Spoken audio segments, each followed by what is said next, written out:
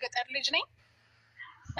ግመል ስጠብቅ ሲሄድ ግመሎችን በጎን ትቼ ቤተክርስቲያን ሂጄ ጸልይ ነበር። ጸጥ ያለ ነው ታውቃላችሁ። ከበዓል ውጭ ብዙ ጊዜ ቤተክርስቲያን አይከደበትም።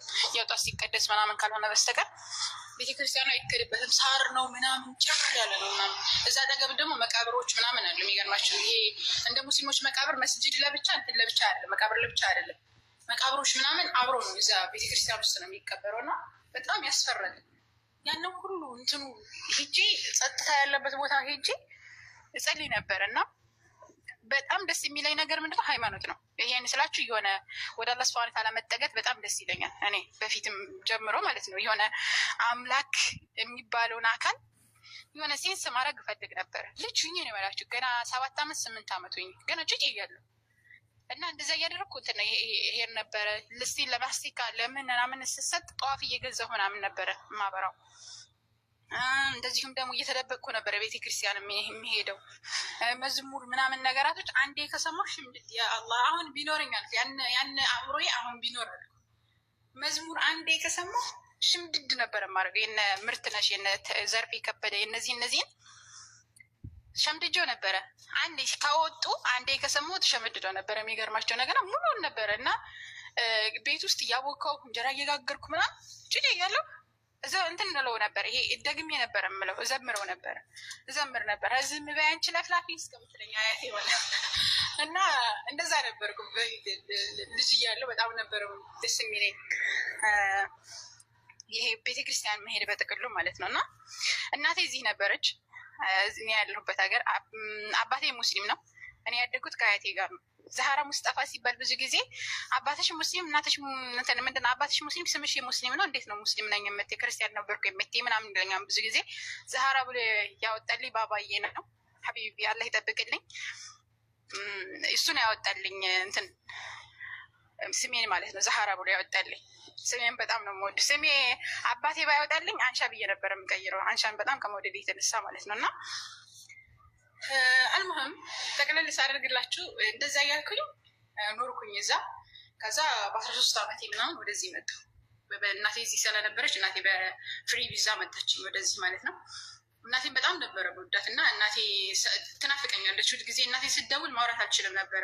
በጣም ነበረ ስለምናፍቅ እናቴን ድምጿን ስሰማ ነበረ ገና ማለቅሰው። እማዬ ጉርሻዬ ነው የምትለኝ። እማዬ ጉርሻዬ ስትል ገና ማልቀስ ጀምር ነበር እና ይህኔ እናት አላህ ይጠብቃት። እና ከዛ እዚህ መጣሁኝና ከዛ እናቴ ሙስሊም ናት እንደነገርኳቸው በሰዓቱ የነበረችው ሙስሊም የነበረችው። ምክንያቱም አባቴን ስታገባ ሙስሊም ስለነበረች በቃ በዛው ሙስሊም ሆና ምናምን እዚህ ነበረ የነበረችው ማለት ነው። ከዛ እዚህ መጥቼ እኔ የሚገርማችሁ ነገር ኢትዮጵያ እያለሁ ነጠላ ቢሆንም ፀጉሬን አልከፍትም። ወላሂ ነው የምላችሁ ፀጉሬን አልከፍትም። እንደዚህ ተገላልጦ መሄድ ምናምን በጣም ነው የሚያስጠላኝ። አልወድም፣ በህይወት አልወድም። ሱር ነው የሚለኝ ስቲል ማለት ነው። እና እንደዛ ነበረ ስቲል የሆነ ወንዶች ጋር ምናምን ራሱ በዚህኛው መስመር ወንድ ሲታዩ በዛኛው መስመር ነበረ የምሄደው። በጣም ነበረ እንትን የምለው እና የሆነ አላህ በፊጥራ የሚሰጣችሁ ነገር አለ። እንደዛ ነበረ የሆነ መሸፋፈን የሚባለው ፀጉሬን መግለጥ ምናምን አልፈልግም ነበረ። እንደዛ ነበረ የሚሄደው። ትምህርት ቤት ሲሄድ ራሱ እንደ ሙስሊሞች ነበረ እኔ ሂጃብ የምቀመው ምናምን እንደዚ አይነት ነገር ገብቷቸዋል። ሂጃብ ስላቸው ይሄ መቀነት ምናምን የሚባል ነገር አለ በኛ ማይማዬ ምናምን የሚባል አለ። እሱን ነበረ የምለብሰው። እንደዚህ ሂጃቦች ምናምን እናቴ ደግሞ ትልካለች ከሳውዲ እንትን ነበረ እለብስ ነበረ። ጠይብ ከዛ በኋላ እንደዛ እያልኩኝ እንትን ማልኩኝ። ከዚህ መጣሁኝ። ከዚህ ስመጣም እናቴ ሁል ጊዜ ሂጃብ ስለምለብስ ቤት ውስጥ ሁኜ ራሱ ሂጃብ ለብስ ነበረ። ወንዶች ምናምን ስለነበረው ሂጃብ ለብስ ነበረ እና እናቴ ምን ትለኝ ነበር? ይቺ ልጅ ሙስሊም የምትሆነ ትለኝ ነበረ። አሁን ቢላ የሆነ በጣም ነበር ቅፍፍ ነበር የሚለኝ ሙስሊም ነው መሆኑ ስትለኝ ማለት ነው። እስልምና የሆነ ሁሌ እንደምላችሁ የጠንቋይ ድል ነበር የሚመስለኝ። ለምን በሉ በእርግጥ እኔ ባባን አንዳንድ ጊዜ ነው እንጂ የማገኘው ብዙም አላገኘው። አባቴ ጠንካራ ነው ማሻአላህ ተባረካላ። አንዳንድ ጊዜ ነበር የማገኘው የራቅ ያለ ስለሆነ ከኛ አካባቢ የነበሩ ሰዎች ሼክ የሚባሉት ጠንቋይ ናቸው። ወረብል ካባ ነው የምላቸው። እኔ አሁን ሄጂ ያንን መንቀል እፈልጋለሁ። እና ሼክ የሚባሉት ጥንቁልና ምናምን ይሰራሉ፣ እንደዚህ ሽርክ ያሻርካሉ ምናምን። እና እኔ ደግሞ ጥንቁልና ዛር ምናምን የሚባለው ነገር በእኛ የእርፎ መረባ የሚባለው ነገር እንዴት እንደሚያቅለሸልሸኝ ክርስቲያን ሆኜ ነው የምላቸው። በጣም ነው የሚያስጠላኝ። እንዴት ነው አንድ ሰው ጅን ያድነኛም ብሎ የሚያምነው?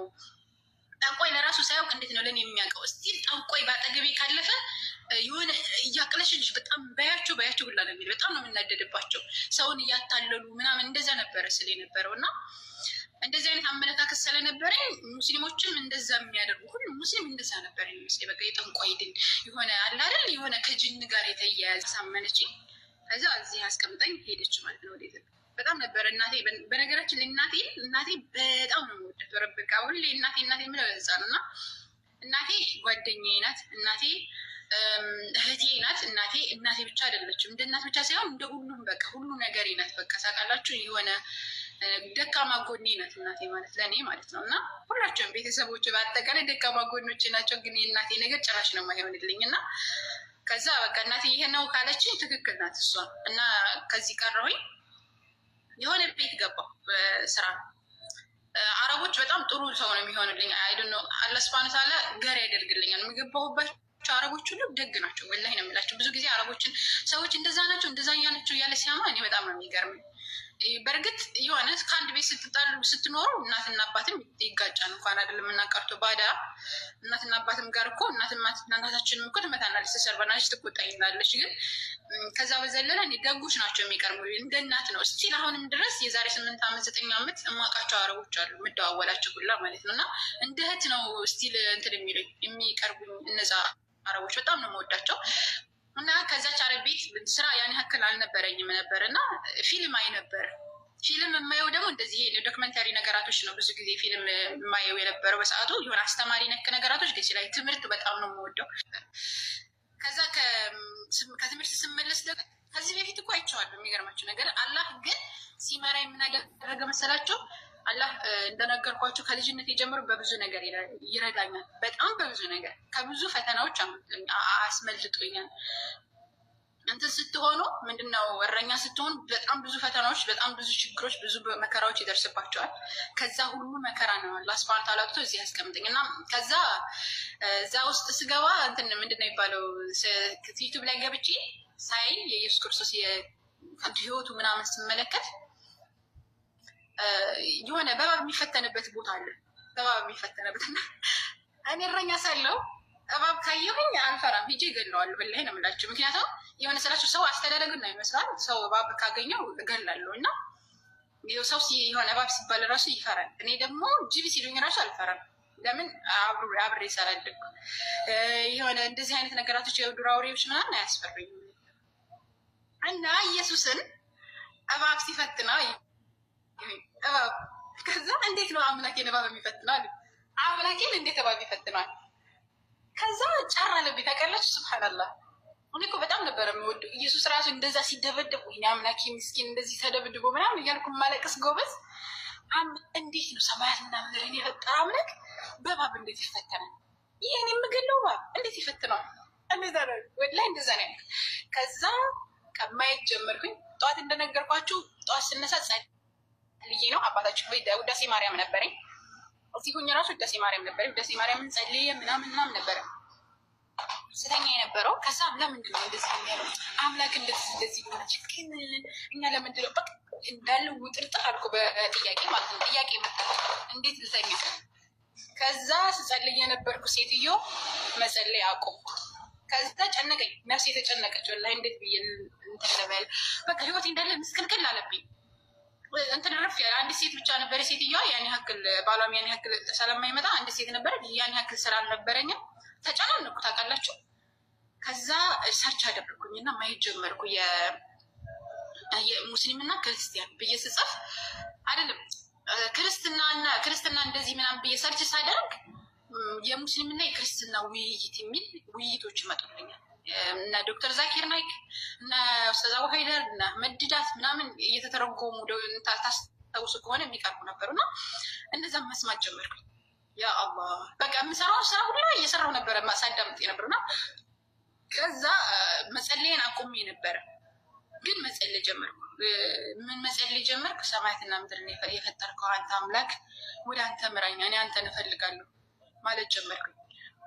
አዳምጣለሁ፣ ውሎዬን ሳዳምጥ እውላለሁ። ባይብል አወረድኩኝ። ባይብል አጋኒስ እነሱ የሚናገሩትን አመሰክራለሁ። ከዛ በኋላ ያለው ምናምን እንደዛ እያደረግኩኝ ማንበብ ጀመርኩኝ። ሳነብ ሳዳምጥ ታውቃላችሁ፣ አንድ ጊዜ የእንትና ኡስታዝ አቡ ሀይደር እስልምና መለኮታዊ ሃይማኖት ነው የሚል ማህደራ ነበረው። ያን 2 ሰዓት ከምናምን 2 ሰዓት ተኩል እንደዛ አካባቢ ነው። የሚገርማችሁ ነገር የኡስታዝ አቡ ሀይደር ሙሉን የሰማሁት። የሚገርማችሁ ፓልቶክ ላይ የሚያስተምረው ዩቱብ ላይ ይለቀቅ ነበረ። አሁን ራሱ ኦዲዮ አለ 112 ነው 113 የሚደርሱ አውዲዮዎች አሉ። እንዳለ ስለ እስልምና ያብራራበት ማለት ነው።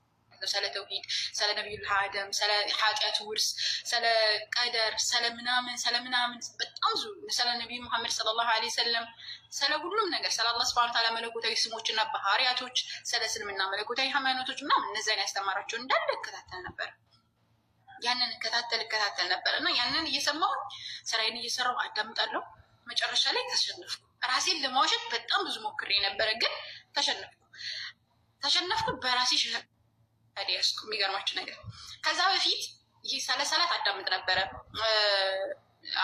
አሁን አላህ ሂዳያ ይስጠውና እና ያሲን ኑሩ ታስታውሳቸው ከሆነ በጣም ረጃጅም እንትኖች አውዲዎችን ያወጡ ነበረ። ስለ ደጃል፣ ስለ አጁጅ እና መእጁጅ፣ ስለ ሰሃባዎች፣ ስለ ታብዕዮች፣ ስለ ሰልማን አልፋሪሲ አሰላለም።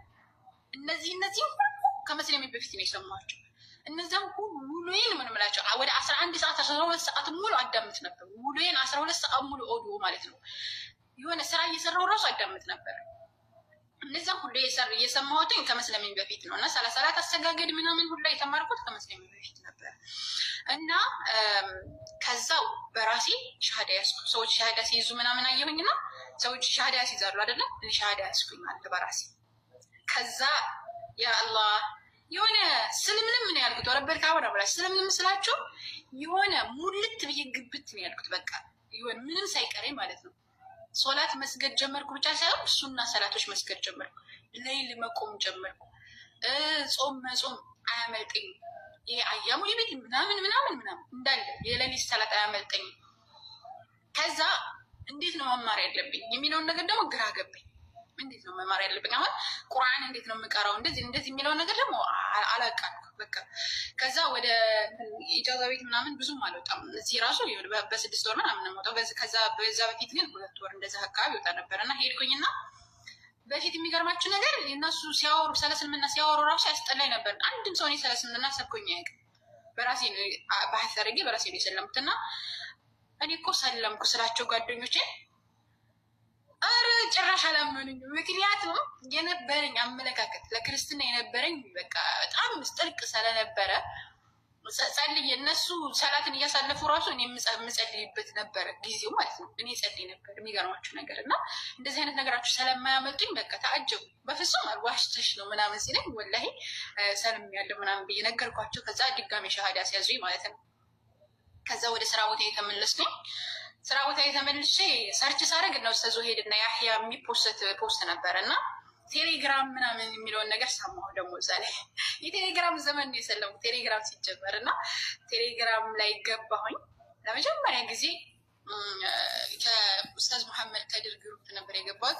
ለመጀመሪያ ያደረግኩት ውይይት አሁን ዩቱብ ላይ ተለቋል። ስለ አህባሾች ነበረ። አህባሾችን መጀመሪያ ጊዜ የሞገጥኳቸው እኔ ነበርኩኝ። ግሩፑ ሲከፈት ማለት ነው። ያን ኡስታዝ እንትና ሞገጥኳችሁ ታውቃላችሁ። እንደውም ስለ ጃሪያ ምናምን አንስቼ አላህ ሱብሃነሁ ወተዓላ አርረህማን አለ አርሽ ስተዋ የሚለውን የሱረቱ ጣሃን አንስቼ ምናምን ሞገጥኳቸው አህባሾችን እና ተወያየሁ ምናምን። ከዛ ክርስቲያኖች ሲገቡ ቢስሚላ ውሉኝ ነበረ። በሶስት ግሩፕ ላይ ብቻዬን 3 ክርስቲያን ነበረ መወያየው እና ለመጀመሪያ ጊዜ ሰዎች በጀዝ መስለም ጀመሩ። በጣም ብዙ ሰዎች ይሰልማሉ። ቄሱን ላሰለምኩ ላይ ቄስ ዲያቆን ምናምን ላሰለምኩ ሰው እየተወያየው ማለት ነው እና በጣም ደስ አለኝ። ከዛ ኡስታዝ ዙሄድን አገኘሁት። ከዛው እየተወያየው ሲያየኝ እንደውም እሱ ነው እንጂ ውስጥ አሰላሙ አለይኩም ብሎ ጻፈልኝ። ያ አላህ እንዴት ደስ እንዳለኝ በጣም እንትን እሱን ሳዳምጠው ስለነበረ በቃ ባገኘሁት ብዬ እንትን የምመኘው ሰው ስለነበረ በቃ በውስጥ አወራኝና እኔ ያለኝ አድሚን አደረገኝ ከሱ ግሩፕ ላይ። የሚገርማቸው እንትና ራሱ ወዲያው እንደዚህ ሰወያይ ሲያይ ወዲያው ነው አድሚን ያደረገኝ። ወደ አድሚናቶች ግሩፕ ወሰደኝ ምናምን አለከላ እንትና አድሚኖች ደግሞ ብዙም አይወዱኝም ነበር ብዙዎች አድሚኖች እና የሆነ ልጅም ስለነበር ያን ያክል ማገናዘብ ምናምን እንደዚህ ያን ያክል ይመስለኛል የሚቀረኝ ነበረ። አልበሰልኩም ነበረ የሆነ ችኩል ነበረ የምለው እና እንደዛ ስለነበረ እንትን ይሉኝ ነበረ። ከዛ የሆነ አንዳንድ ጊዜ ያጠፉብኛል፣ ከደል ኦልድ ሌት ያደርጉብኛል ምናምን እንደዛ ነገር ከዛ እናድር ነበረ። ለምንድን ነው እንደዚህ የሚሆነው ምናምን እላለሁ። ግን እንደዛ ሆነ ተስፋ አልቆርጥም። ዝም ብዬ እንትን እላለሁ። ከዛ መጀመሪያ እንትና ከኡስታዝ ወሂድ ላይ የአድሚናቶች ግሩፕ ገባሁኝ። ከዛ ኡስታዝ ወሂድ ጋር መወያየት ጀመርኩ። ከዛ ያህያ ጋር ኡስታዝ ያህያ ብንን ካወቃችሁት እሱ ጋር ገባሁ። ከዛ ሶስተኛ ግሩፕ ከዛ ሌሎች ግሩፕን ሲገቡ አድሚን የምደረገውን የነበርኩ 3 ግሩፕ ላይ 3 ክርስቲያን ባንዴ ነበር መወያያው። 4 ግሩፕ ላይ 4ቱም ክርስቲያን ባንዴ ነበር መወያያቸው ማለት ነው። በሪከርድ ነበረ በዛን ሰዓት ስራዬን እየሰራሁ መወያያቸው ነበረ። አልሐምዱሊላህ ረቢል ዓለሚን በጣም ብዙ ሰዎች ሰለሙ። ሲሰለሙ ሳይ ደግሞ በጣም ደስት ነበረ። በዛን ሰዓት ቁርአን አልቀራም ምናምን ነበር እና ቁርአን መቅራት ምናምን ሲሉ ቁርአን ግሩፕ ገባሁኝ። ከዚያ ቁርአን ግሩፕ ገባሁኝ። ስላችሁ ሱረቱል ፋቲሃ ምናምን በራሴ ተለማመጄ ሰላቴን እችል ነበር። እንደገና ዚክሮችን አረበኛውን በአማርኛ እየጻፍኩ ነበር የምማረው። የሚገርማችሁ ነገር ዚክር የሚባል የሆነ እንትን ሙሐደራ ሰማሁ። ከዛ በኋላ እያንዳንዷን ነገር በአማርኛ አረበኛውን በአማርኛ ጻፍኩ። ከዛ እሱን እያየው ነበረ የምሸመድደው ማለት ነው። እየሸመደድኩኝ ከዛ እያልኩኝ ነበረ። ስለዚህ ራሱ ስቆም በአንድ ሱረቱል ፋቲሃ እና ሱረቱል ኢኽላስ፣ ሱረቱል ፈለቅ፣ ሱረቱል ናስ ነበር የማውቀው። በዛ ነበር እየደጋገምኩ የምለው። ከዛ ዱዓም ሳደርግ እንደዛው ማለት ነው። ጠዋት ስተኛ ይሄ የወጣትና የማታ ዚክሮችንም በተመሳሳይ እንደዛ ነበረ እያደረግኩ ስማሬ ነበረው። ከዛ ቁርአን ግሩፕ ገባሁኝ። ቁርአን መቅራት ጀመርኩ። ቁርአን አነቀል በጣም ነው ያስለፈኝ። በጣም ማለት ነው። ቁርአን ኢህዲነ ሲራጠል ሙስተቂም የምትለዋን ለማውጣት እጅግ በጣም ነበር የሚከብደኝ። ኢህዲነ ሲራጠል ሙስተቂም የምትለዋን ለማውጣት 4 ወር ፈጅቶብኛል። ወላሂ ነው የምላችሁ። በጣም ነበር የሚያስቸግረኝ ቁርአን። ሱረቱል ፋቲሃ 4 ወር ሙሉ ሱረቱል ፋቲሃ በቃ ስዞር ስመለስ ዲገሚ ስባል ስመለስ እንደዛ እያደረኩኝ 4 ወር ፈጀብኝ። እንትን ጥያቄ ያላችሁ ካላችሁ አንድ ቁጥር ሳት ነገር ባረከላሁ ቢካ እውነት ፍለጋ ክርስቲያን ነው መሰለኝ። ዛሬ እስከናግር በተለይ በተናገርሽው ላይ የሆነ እንትን ካለው አሳብ ግን የሆነ ኮሚቴ ያየው ነበርና ኢባብ ወደ ኢንተርኔት ያው ታክሲ ውስጥ ነው እንዳታስበሉ ደግሞ ወደ ኢንተርኔት ማጥዋላችሁ ሲተፍ ነው እያሉ ነበር። በባት ተመስሎ ነው ኢየሱስን ክርስቶስ የፈተነው እኮ እባብ ነው የፈተነው። በዚህ ፊልሙ ላይ እባብ ነው ሲፈተነ የነበረው። ያው ሰይጣን ነው የፈተነው። እናንተ እንደምትሉ ሰይጣን ነው የፈተነው፣ ግን እባብ ነው በመድረ በዳ ወደ ተራራ ሲወስድ የነበረው ምናምን ሲያናግረው የነበረው ምናምን እባብ ነው። ፊልሙ ላይ ራሱ እንደዛ ነው የሚያሳየው። እንደ በእባብ ተመስሎ ያው አዳምንም መጀመሪያ ያታለለው እባብ ነው እኮ። በነገራችን ላይ ከምድሩ አውሬ የተጠላ የነበረው አዳም ያሳተተው ራሱ እባብ ነው። የምድር አውሬ ነው ተብሎ ነው የሚታሰበው፣ ግን ሰይጣን ተመስሎ ምናምን ትላላችሁ። እዛ ቦታ ግን ራሱ ኢየሱስ ክርስቶስ ስለ ጌትነቱ አልተናገረም። እሺ ማቴዎስ ወንጌል 4:1 ላይ ነው አይደለ? አንብብ። አልተናገረም። ለጌታ ለአምላክ ስገድ እርሱን ብቻ አምልክ ተብሎ ተጽፏል ነው ያለው። ዘደግም ላይ ያለውን ነገር ነው ያነበበለት። ምክንያቱም አንተ ወድቀህ ብትሰግድልኝ ምናምን ብሎ ሊያታልለው ሲሞክር የሚሰገደው ለጌታ ለአምላክ ለአንዱና ለብቸኛው ሰማያትና ምድር ያለብጥ ለፈጠረው አምላክ እንጂ ለአንተ አልሰግድም ነው እዚያ ላይ ያለው እንጂ ለኔ ስገድ እኔ ጌታ ነኝ አላለ ዘመዴ። እዛ ላይ ማለት ነው።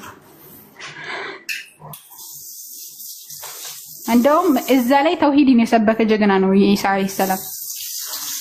ባይብል ላይ ኢየሱስ ክርስቶስ አምላክነቱን አልሰበከም። አንዱ አምላክ በብቸኝነት እንዲመለክ የሚችለውን ያደረገበት ሁኔታ ላይ ነው ያለው። ምን አልከኝ? ከመጀመሪያ ጀምረሽ አስረጅን እስኪ።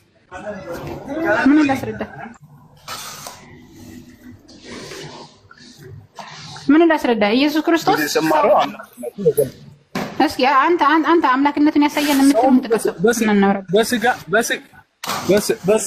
በስጋ የተገለጠው ነው እናውቃለን እኮ። በስጋ የምትሉት እናንተ ናችሁ። በይዘዊ ኢሳ አለይሂ ሰላም በስጋዬ በነፍሴ በእንትኔ አላለም። ኢሳ አለይሂ ሰላም ነብይ ነኝ ሰው ነኝ ሲል በስጋዬ ነው ሰው ነኝ በስጋዬ ነው ነብይ ነኝ ምናምን እያለ አልተናገረም። እናንተ ናችሁ አባቶች ናቸው ያንን የሚሉት። በስጋዬ ነው እንደዚህ ያልኩት የሚልበት አለ፣ በስጋዬ ነው ብሎ የተናገረበት አለ። ፍጹም ሰው ፍጹም አምላክ ነኝ ያለበት يلا اسكي امتى بس جايين አይ ዛህራ በጣም ማከብርሽ ልጅ ነሽ። ላምጣልሽ። እሺ አምጣልኝ። አሁን እንደምሳሌ እንትን ላይ የቱ ጋር መሰለሽ ኢሳይያስ ተማረበትን። እሺ ራሱ ኦኬ ራሱ ያስተማረበት አይ በስጋ እንት መቀማትን አይ ጳውሎስ እኔ ስለ ጳውሎስ አላልኩም። ስለ ጳውሎስ አላልኩም። ራእይ ዮሐንስን እንሄድበታለን። ግን በስጋ ብሎ ራሱ አሁን ለምሳሌ ኢየሱስ ክርስቶስ ጌታ ስለ ጌትነቱ ለምሳሌ ስለ ዘመን ስለ አሁን ብዙ ጊዜ ቀሽ አንዴ ስለ ሰውነቱ ስናወራኛ ብዙ ጊዜ ኢየሱስ ክርስቶስ ሰውነቱን እንዲህ ብሎ ተናግሯል። ነብይ ነኝ ብሏል፣ ሰው ነኝ ብሏል፣ ፍጡር እንደሆነ በጣም ብዙ ቦታዎች ላይ ተናግሯል ብለን ስናመጣ በስጋው ብላችሁ በስጋው ታደርጉታላችሁና በስጋዬ ነው ያለበት እስኪ አንድ ማስረጃ ስጠኝ። እንደዛ ያለበት በስጋዬ ነው ብሎ የተናገረበት አምላክነቱን አልሰበከበት እኮ። ግን እኛ ሰው ነው ብለን ስንናገር እናንተ ናችሁ በስጋው ስለምትሉ በስጋው ወኔ የተናገረበትን ስጠኝ። ሲቀጥል የሐዋርያት ስራ እነዚህ የጳውሎስ መልእክታትና የሐዋርያት ስራ ነው አልፈልግም። የሱን ትምህርት ነው ያልኩት። አሁን የሱ ትምህርት ላይ እያወራሁ ስለነበረ የሱ ትምህርት ላይ ከዛ በኋላ ወደ ሐዋርያት ስራ እንመጣለን ከፈለክ። ግን መጀመሪያ የሱ ትምህርት ላይ በስጋዬ ነው ያለበት እስከ አንድ ቦታ ስጠኝ ነው ማስረጃ። የሱ ትምህርት ላይ ዕብራውያን አራት እኔ በስጋዬ ወራት ገብቶሻል። አሁን የሚናገረው ኢየሱስ ክርስቶስ ዕብራውያን 4 አካባቢ አረታው ኢየሱስ በስጋዬ ወራት ብሎ ያውቅ። ኢየሱስ በስጋዬ ወራት ያለበት አንድ ስጠኝ ማስረጃ። የሐዋርያት ስራ ላይ ደግሞ ኢየሱስ ተናጋሪ ሆኖ አልመጣም። ዕብራውያን 4 ክፈችልኝ የምታስታውሽው ከሆነ ዕብራውያን 4 አይደለም ከሞት ያድን ወደሚችል እኔ በስጋዬ ወራት ከሞት ያድን ወደሚችል በስጋው ወራት ከሞት ያድን ወደሚችል ከብርቱ ጫትና ከእንባ ጋር ጸሎትና ምልጃን አቀረበ። እግዚአብሔርንም ስለመፍራት ተሰማለት። ተናጋሪው ዛሬ ይሷል። እሺ በስጋው ወራት ያለ ተራክ ይለናል። ስጋው ወራት ማን ነው? በደንብ ደረሰ። በስጋው ወራት ከሞት ያድን ወደሚችል ከብርቱ ጫትና ከእንባ ጋር ጸሎትና ምልጃን አቀረበ። ቆይ በስጋው ወራት እያለ እዛ ላይ የሚያወራው ኢየሱስ ነው። አሁን እዛ ላይ መጀመሪያ እንጨርስ። ከዛ በኋላ በስጋው ወራት ሲል እዛ ላይ ምንድነው የሚለውን ነገር እንመለከታለን። ከሞት ሊያድነው ወደሚችል ከብርቱ ጩኸትና ከእንባ ጋር ጸሎትና ምልጃን አቀረበ። እዛ ላይ የሚናገረው ኢየሱስ አይደለም። ኢየሱስ ስለ ሰውነቱ ሲናገር ለምሳሌ ዮሐንስ ወንጌል ምዕራፍ 8 ከቁጥር 40 ላይ እኔ ከእግዚአብሔር የሰማሁትን እናንተ የነገርኳችሁን ሰው ልትገሉ ፈልጋላችሁና አብርሃም እንዲህ አላደረገም። ቀጥታ ማለት ነው አለ ሲል እዛ ላይ በስጋዬ ነው ያሉበትን እስኪ ማስረጃ ስጠኝ። ነብይ እንደሆነ ሰዎች ሲመሰክሩ በስጋው ነው ያሉበትን እስኪ ማስረጃ ስጠኝ። ሰው እንደሆነ በጣም ብዙ መልእክተኛ እንደሆነ የላከኛ የምለውንና የምለው ትእዛዝ ሰጠኝ እያለ ሲናገር በስጋው እንደሆነ ያንዳንዱን ነገር ስለ ሰውነቱ፣ ስለ መልእክተኝነቱ፣ ስለ ፍጡርነቱ ሲናገር በስጋው እንደሆነ የተናገረበትን አንድ ማስረጃ ስጠኝ። ከዛ በኋላ ወደ መልእክታቶች እንሄድና ሌላ ሰዎች ስለ ኢየሱስ ምን ብለዋን የሚለውን ደግሞ እንመለከታለን ማለት ነው። يلا تفضل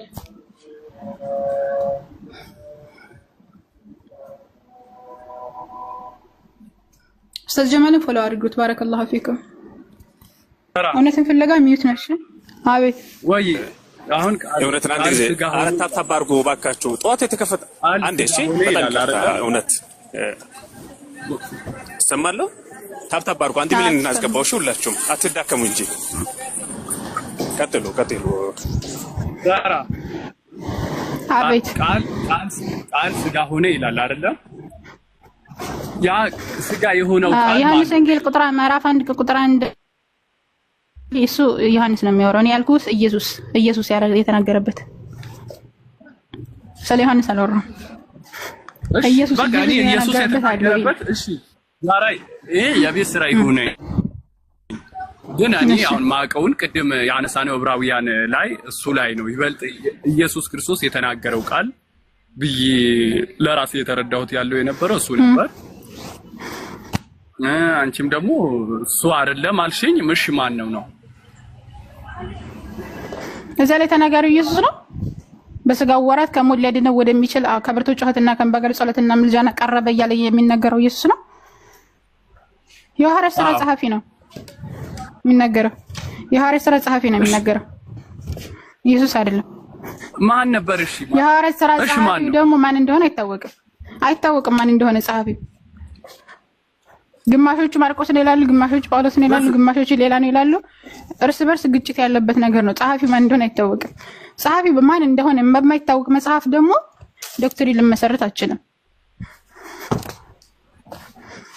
ኦኬ እሺ፣ ይሄ ደግሞ አላስረዳሽም። ይበረዝ አይበረዝ እኔ ማለት ያ ሁሉ የረቀቀ እውቀትም ስለሌለኝ እሺ፣ ግን እንየውና ችግር የለውም። እሺ እንደ ዝም ብለን እንየው እንኳን ቢባል ኢየሱስ ክርስቶስ እዛ ላይ በስጋ ወራት ከሞት ሊያድነው ወደሚችል ከብርቱ ጩኸትና ከእንባ ጋር ጸሎትና ምልጃን አቀረበ።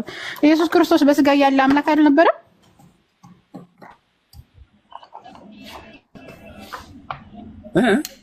ኢየሱስ ክርስቶስ በስጋ ያለ አምላክ አልነበረም? በስጋው ወራት የሚለው እዛ ላይ አጻጻፉ ፍጹም ሰው ፍጹም አምላክ ነው ከተባለ በስጋው ወራት ተብሎ ሲነገር እዛ ላይ አምላክ አልነበረም ወይ? በስጋው ራሱ በስጋው ወራት እዛ ላይ አምላክስ አልነበረም ወይ ነው ጥያቄ። በቃ ሰው አምላክ ሆነ እና አምላክም ነበረ። ሰው አምላክ ሆነ የሚል የለም። እስኪ ሰው አምላክ ሆነ የሚል ባይብል ላይ ማስረጃ ስጠኝ። አምላክ ሰው ሆነ ሰው አምላክ ሆነ የሚል አስተምሮ የቤተ ክርስቲያን አስተምሮ እንጂ የባይብል አስተምሮ አይደለም። እንደዛ የሚል እስኪ ስጠኝ ማስረጃ።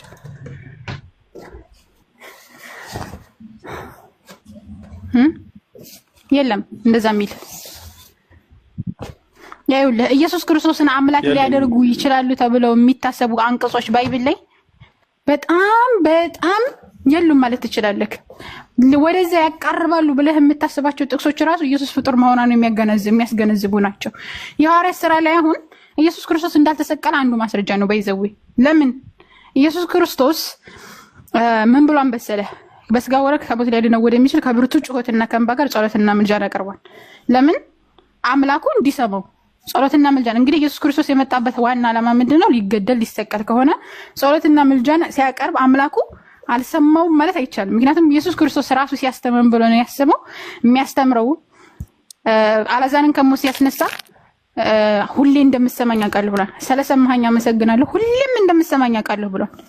እግዚአብሔር ደግሞ ኢየሱስ ክርስቶስ ጸሎትና ምልጃን አቅርቦ እንደዛ ጩሆ በእንባ ጩሆ አምላኩ አልሰማውም ማለት አይቻልም። ምክንያቱም ይሰማኛል፣ ሁሌም ይሰማኛል ብሎ ራሱ ስለተናገረ።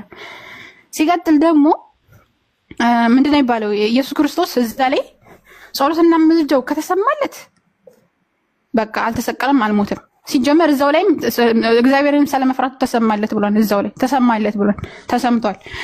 እንደው አልተሰማለትም ከተባለ ደግሞ ትምህርቱ ራሱ ይበላሻል። ለምን? ኢየሱስ ክርስቶስ ይሄን እናንተ የሰናፍጭ ያክል እምነት ካላችሁ በእግዚአብሔር ይሄንን ምንድነው የሚባለው ተራራ ወይም ይሄንን ጋራ ተነስተህ ሂድ ብትሉት ራሱ ይሄዳል ብሏል። የሰናፍጭ እምነት ያክል እምነት ያለው ሰው ኢየሱስ ክርስቶስ ደግሞ እንግዲህ አባቱ እግዚአብሔር ነው ብላችሁ የምታምኑ ግለሰቦች ናቸው። እናንተ ታምናላችሁ እንደዛ ብላችሁ። ኢየሱስ ክርስቶስ እንደዛ አይነት እምነት ካለው እንዴት ነው አምላኩን ሲለምን አምላኩ ያልሰማው የሚል ጥያቄ እኛ እናነሳለን። ከሰማው ግን አልተሰቀለም፣ አልሞተም፣ የሙስሊሞች አስተምሮ ትክክል ነው ብለን እንድንገነዘብ ነው እዛ ላይ የሚያደርገን ራሱ ማለት። የክርስትና ዋና ዶክትሪን ደግሞ የተመሰረተው ኢየሱስ ክርስቶስ ስቅለት ላይ ነው። ኢየሱስ ክርስቶስ አልተሰቀለም ካለ አንድ ሰው ክርስቲያን አይሆንም። ምክንያቱም ክርስትና የተሰገኛ ምንድነው የሚለው እንትና ጳውሎስ ስብከታችን ከንቱ ነው አለ። ኢየሱስ ክርስቶስ አልተሰቀለም የሚል ሰው አንድ ሰው ስብከታችን ከንቱ ነው አለ። ስብከቱ ከንቱ ነው የሚሆነው ስቲል ማለት ነው። ምንም አይነት ስብከት ብትሰብክ ኢየሱስ ክርስቶስ አምላክ ነው ምናምን ብለህ ብትሰብክ ራሱ አለመሰቀሉን ካመንክ ምንድነው አንተ ጸረ ክርስቶስ ነህ ብለው ነው እነ ጳውሎስ የሰበኩት። ገብቶሃል? ስለዚህ ያ ስለሆነ ኢየሱስ ክርስቶስ እንዳልተሰቀለ ማሳያ ነው። ቅድም ዕብራውያን ላይ ያመጣው 5:7 ላይ ነው ጥቅሱ ያለው፣ ደግሞ 4 ላይ ሳይሆን ያውን ይሄ ነው። ድምጽ ታፍኗል። የሚሰራ ይሁን ድምጽ ታፍኗል። እሺ ያወራከው ነው ነው ተፈላጊ ድምጽ ታፍኗል። አይሰማም? አሁን ይሰማል። ይሰማል። እና እንት አሁን መጽሐፍ ቅዱስ ሰንተረሰሽ ነው የምታወሪው አይደለ? አንተ ሰላም የምታምንበት እኔ አሁን መጽሐፍ ቅዱስ ስለማምን መጽሐፍ ቅዱስ አሁን ኢየሱስ ክርስቶስ በብዙ ቦታ ማለት አምላክነቱ አምላክ እንደሆነ በዛው በስጋ ወራቱ ገብቶሻል አምላክ እንደሆነ በራሱ አፍ ቃላቶች አሁን የተናገራቸው ጥቅሶች አሉ ብዙ ቦታ። እስኪ አንድ ጥቅስ ስጠኝ። ብዙ ሳይሆን አንድ ስጠኝ። አምላክ እንደሆነ የተናገረው ሰጥሻለሁ፣ ችግር የለም። አሁን እንደ ምሳሌ የቱ ጋር መሰለሽ የዮሐንስ ወንጌል ምዕራፍ 13 ቁጥር 3 ላይ እኔ ጌታና መምህር ሲሆን እግራችሁ ካጠብኩኝ እናንተ ደግሞ እርስ በራሳችሁ እግራችሁ ትታጠቡ ዘንድ ይገባችኋል ይላል። ሁለቱም ልቀጥልልሽ ወደ ሮሜ ሰዎች እዚህ ላይ ጌትነት በሁለት ይከፈላል። አንደኛው የመሰጠት ጌትነት ሲሆን ሁለተኛ ደግሞ የማንነት ጌትነት። ኢየሱስ ክርስቶስ ጌታ የተደረገው ከተወለደ በኋላ ጌታ የሆነ ተወልዶላችኋል ነው የሚለው የሆነ ሉቃስ ወንጌል ላይ መመልከት ትችላለህ። ሲቀጥል ደግሞ የሐዋርያት ሥራ ላይ ምን ብሎ ነው የሚያስቀምጠው? ከዚህም ሰው ዘር እግዚአብሔር አይደለም እናንተ የሰቀላችሁትን ኢየሱስ እግዚአብሔር ጌታም ክርስቶስም እንዳደረገው የእስራኤል ወገን በእርግጥ ያውቃል። ስለዚህ ኢየሱስ ክርስቶስ ጌታ ተደርጎ ነው። ጌትነት የሚሰጥ ነገር ነው። ለምሳሌ ዮሴፍን ዘፍጥረት ላይ መመልከት ትችላለህ። እግዚአብሔር በግብጽ ላይ ጌታ እንዳደረገው ሁሉ ኢየሱስንም እግዚአብሔር ጌታ አድርጎት ነው። ኢየሱስ ክርስቶስ ጌታ ከመደረጉ በፊት ጌታ ነበር። ጌትነት ደግሞ ይሄ የመለኮት ጌትነት ደግሞ የሚሰጥ አይደለም። ለዛ ነው ኢየሱስ ክርስቶስ ጌታዬ የእግር መረገጫ ስለ ዳዊት ሲናገር ጌታዬ ነው። ጌታ ማን ነው? እስራኤሎች ስማ ጌታ አምላካችን አንድ ጌታ ነው። አንድ ጌታ ነው። ጌትነት አንድ ነው። ያ አንድ ጌታ ደግሞ እግዚአብሔር ነው። ሰማያትን ለብቻ የዘረጋ ምድሩን ያጸና ሆነ እግዚአብሔር ነው። ከኔ ጋር ማን ነበረ ብሎ የተናገረው አንድና ብቸኛው አምላክ እግዚአብሔር ነው እንጂ ኢየሱስ አይደለም። ኢየሱስ ክርስቶስ እሳ በመደረግ ያገኘው ጌትነት ነው። ጌታ የተባሉ ደግሞ ባይብል ላይ እጅግ በጣም ብዙ ናቸው። ለምሳሌ አብርሃም ጌታዬ ያለች ስታዘዝለት ነበረ አንተና ማለት ነው የአብርሃምን ሳራ ሚስቱ እስቲ በጣም ብዙ ጌታ የተደረጉ አሉ። ጌታ ብቻ ሳይሆን አምላክ የተደረጉ ሁሉ አሉ። አምላክ ነው ማለት እንኳን ጌታ። ስለዚህ ኢየሱስ ክርስቶስ ጌትነቱ እዛ ላይ የተመሰጠ እንጂ የራሱ የሆነ መለኮታዊ ጌትነት አይደለም። ሌላ ኢየሱስ ክርስቶስ አምላክ የሚያደርግ ተክሳለ። እሺ አሁን እንደምሳሌ እዚህ ጋር ላስቆምሽና ማለት አሁን አንድ ሰው እንደምሳሌ አሁን ኢየሱስ ክርስቶስ በመጽሐፍ ቅዱስም ሆነ ነብይ ነው የምትሉት አይደለ? ዮሐንስ አሁን አጥማቂው ዮሐንስ ኢየሱስ ክርስቶስ አሁን በመጽሐፍ ቅዱስ አይደለም በቁርአን በመጽሐፍ ቅዱስ ነብይ ነው የምትሉት አይደለ? አዎ ነብይ ነው። ነብዩላህ ያህያ ነው በነገራችን ላይ ዮሐንስ ነብዩላህ ያህያ ይባላል በእኛ አላህ Subhanahu Wa Ta'ala ነብይ አድርጎታል። በሱረቱል መርየም ላይ መመልከት ትችላላችሁ። እንደዚሁም ደግሞ ባይብል ላይም ነብይ ነው። እሺ ዮሐንስ ምንድነው? ዮሐንስ ነብይ ነው ዮሐንስ። እሺ ዮሐንስ አሁን ስለ ክርስቶስ ሲያጠምቅ ስለ ክርስቶስ ሲናገር ወይም ሲመሰክር ከኔ ይበልጥ አሁን ነብይ ከሆነ ኢየሱስ ክርስቶስም ነብይ ከሆነ ከኔ ይበልጥ ይልቁንም የጫማው ክር እንኳን መፍታት የማይችለኝ ከኔ በኋላ ይመጣል ብሎ ስለ ኢየሱስ ክርስቶስ ይመሰክራል። ሁለቱም አንድ አይነት ልዩነት እኮ አሁን ነብይ እኮ ትክክል ነው። ነብይ ከነብይ ይበላለጣል።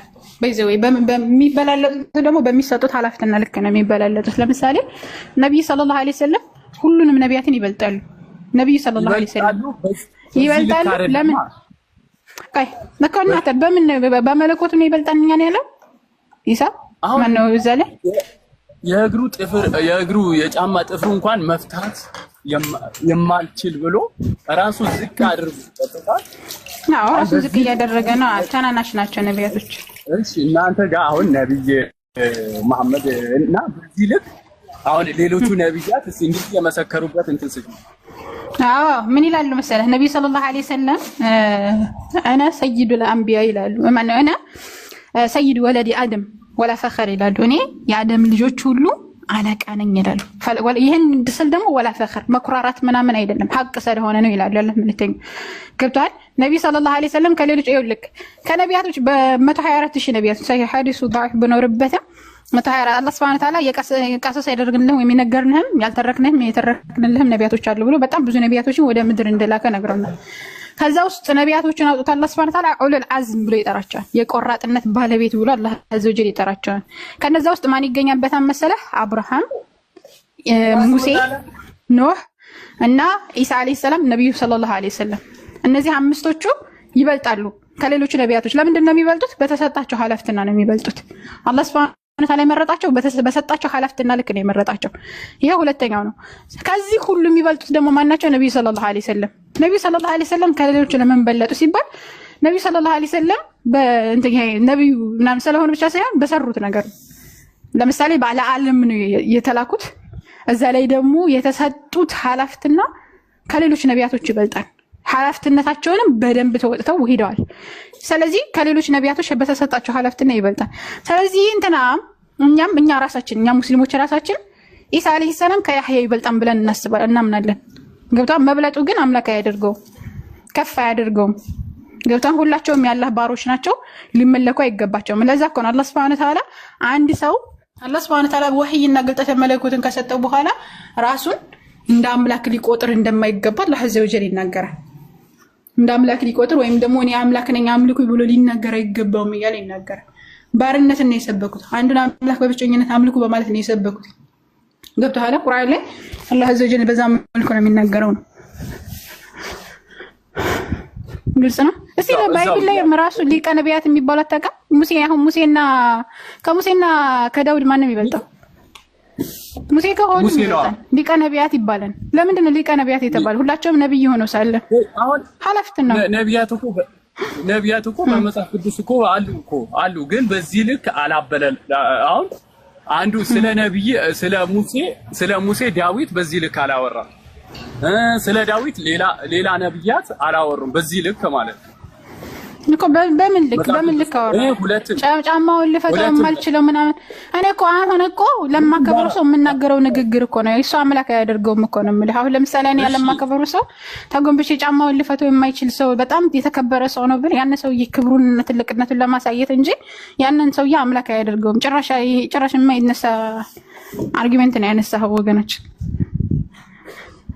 በጣም እኔ አሁን ተሐዋርያት ከነቢያትን አሁን እናንተ በምትሉት ልክ ማለት በጭራሽ ላልቀበለው እንትን የሚለኝ የነቢያትን እንትን በዚህ ልክ ነው ማለት። አሁን ለምሳሌ ምን ከፍ አደረገው እኮ ነው የምልህ። ምን ከፍ አደረገው ኢየሱስ? እሺ ይሄ ላይ እንያዘውና አሁን እንደ ምሳሌ ይሄ ውስጥ ቦታው ግን ታውቂዋለሽ? ዮሐንስ ወንጌል 6 ላይ ነው። ይበልጥ እንኳን ያየ ነው ብንይ እሺ ልክፈትልክ። አዎ እንዴ ሊልህና ችግር የለውም። በነገራችን ላይ ጥቅሱን አውቀዋለሁኝ። ጥቅሱን ስለማውቀው ያን ያክል እንትን ነው። እሺ ምን ይላል መሰለህ? ዮሐንስ ወንጌል የሐዋርያት ሥራ ምዕራፍ 13 ከቁጥር 25 እና ዮሐንስ ወንጌል እንትና ማነው የሐዋርያት ሥራ ላይ ነው ያለው። ዮሐንስ ሩጫውን ሲፈጽም ሳለ እኔ ማን እንደሆንኩ ታስታስባላችሁ? እኔ እርሱን አይደለሁም፣ ነገር ግን እነሆ እግሩን ጫማ አፈታ ዘንድ ከማይገባኝ ከኔ በኋላ የሚመጣ ይህ ነበር በማለት ይናገራል ዮሐንስ። እናንተ ወንድሞቻችን የአብርሃም ዘር በልጆች በእናንተ መካከል በእግዚአብሔር የምትፈሩ ሆይ እናንተ እዚህ የመዳን ቃል ተላከ። በኢየሩሳሌም የሚኖሩ ሰዎችና አለቆቻቸው እርሱና የሰነበቱ የሚያነበንቡት የነቢያትን ድምፅ ስላወቁ አፍራዳቸው ፈጽመዋልና ለሞትም የሚደርስ ምክንያት አንድስ እንኳ ባያገኙበት ይገድለው ዘንድ ጲላጦስን ለመኑት። ስለሱም የተጻፈው ሁሉ በፈጸሙ ጊዜ ከእንጨት አውርደው በመቃብር አኖሩት። ልቀጥል? እሺ ምንም ከፍ ያለ ነገር እኔ አላየሁም እስካሁን። ነገር ከላይ ነበር የሚጀምረው መሰለኝ። እሱ በእሳትና በውሃ ያጠምቃቸዋል። እሺ እንደውም ሰው እንደሆነ ምን ይላል መሰለህ? ከ22 ልጀምር። እርሱም ከሻረው በኋላ ዳዊትን በእነርሱ ላይ እንድነገሥ አሳንሳው ሲመሰክርለት እንደ ልቤ የሆነ ሰው ፈቃዴንም ሁሉ የሚያደርግ የእሴይን ልጅ ዳዊትን አገኘሁ አለ። ከዚህም ሰው ዘር እግዚአብሔር እንደተስፋው ቃል ለእስራኤል መድኃኒት እርሱ ኢየሱስን አመጣል። ከዚህም ምን ሰው ዘር ከማን? ከዳዊት ማለት ነው። ዳዊት ከላይ ተተናገረ። ከዚህም ሰው ዘር ከዳዊት ማለት ነው። የሰው ዘር ነው እንጂ አምላክ የመጣ እንዳልሆነ ማስረጃ ነው እንደውም ማለት ነው። ከዛ መድኃኒት የሆነ መድኃኒት ራሱ ያደረገው ማን ነው? አምላኩ። ስለ እስራኤል መድኃኒት እርሱ ኢየሱስን አመጣ። ያመጣው ማን ነው? አምላኩ። አላሁ ሙስተዓን። ከመምጣቱ በፊት ዮሐንስ አስቀድሞ ለእስራኤል ሕዝብ ሁሉ ዮሐንስን ጥምቀት ሰብኮ ነበር። ዮሐንስም ሩጫውን ሲፈጽም ሳለ እኔ ማን እንደሆንኩ ታውቃላችሁ። ቅድም ያነበብኩት ማለት ነው። እስከዚህ ድረስ ነው። ከዛ በኋላ ብዬልሃለሁ።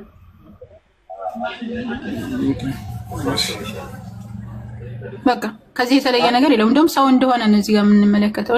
እንደነገርኳቸው ነው። ባይብል ላይ ገብታችሁ ስለ ኢየሱስ ከወደ ላይና ከወደ ታች አውዱን ራሱ ስታነቡት ኢየሱስ ክርስቶስ ፍጡር መሆኑን፣ ሰው መሆኑን፣ ነብይ መሆኑን ተገንዝባችሁ ተወጣላችሁ እንጂ ኢየሱስ ክርስቶስን አምላክ የሚያደርግ አንድ ጥቅስ አታገኙ።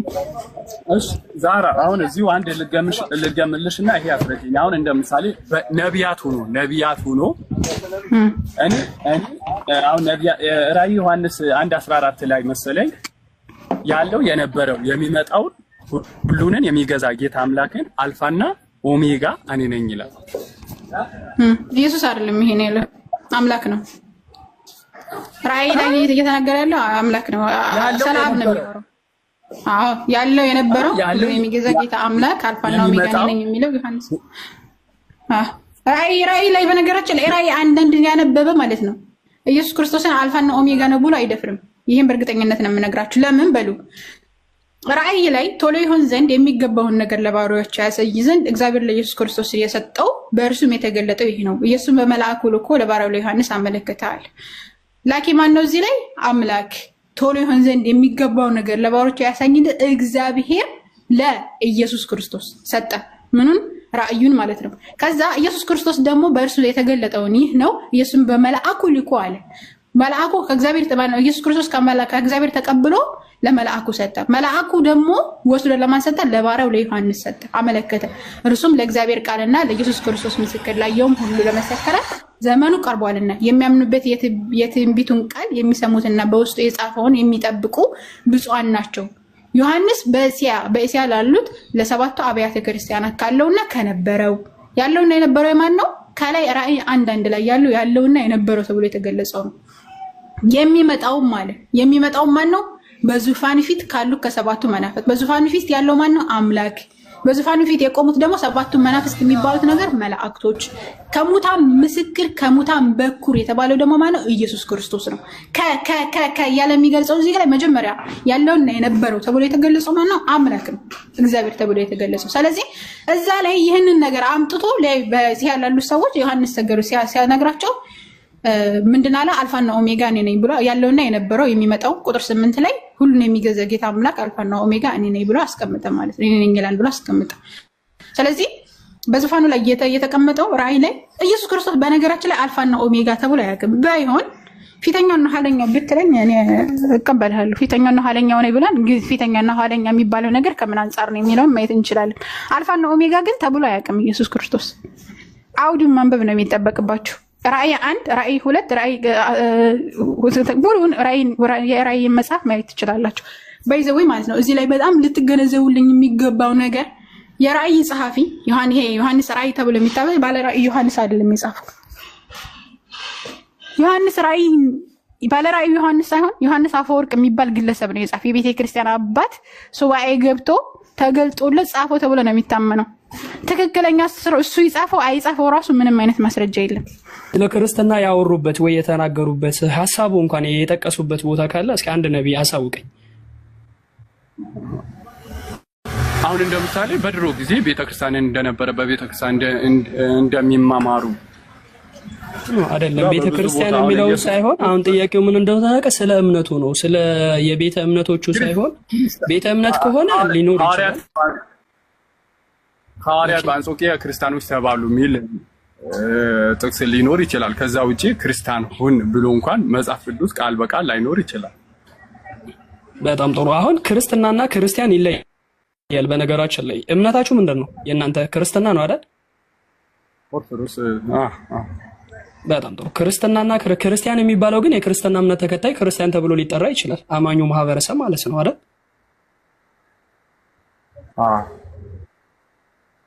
እኮ ስለዚህ ክርስትና የሚባለው እምነቱ ወይንም ደግሞ ይሄ የክርስቲያኖች እምነት ክርስትና የሚባለውን እምነት ነቢያቶች እንደ መጽሐፍ ቅዱስ ለእናንተ የገለጹበት ወይንም ደግሞ በዚህ እምነት እንድትኖሩና ይህ እምነት እውነት እንደሆነ ያስረዱበት ሐሳቡ እንኳን አለ። እሺ ቃሉ ራሱ ባይኖር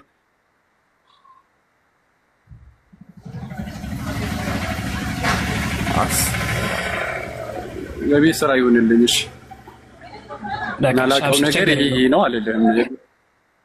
ቸገረልኝ እኔ እንድትጨናነቅ ምናምን ሳይሆን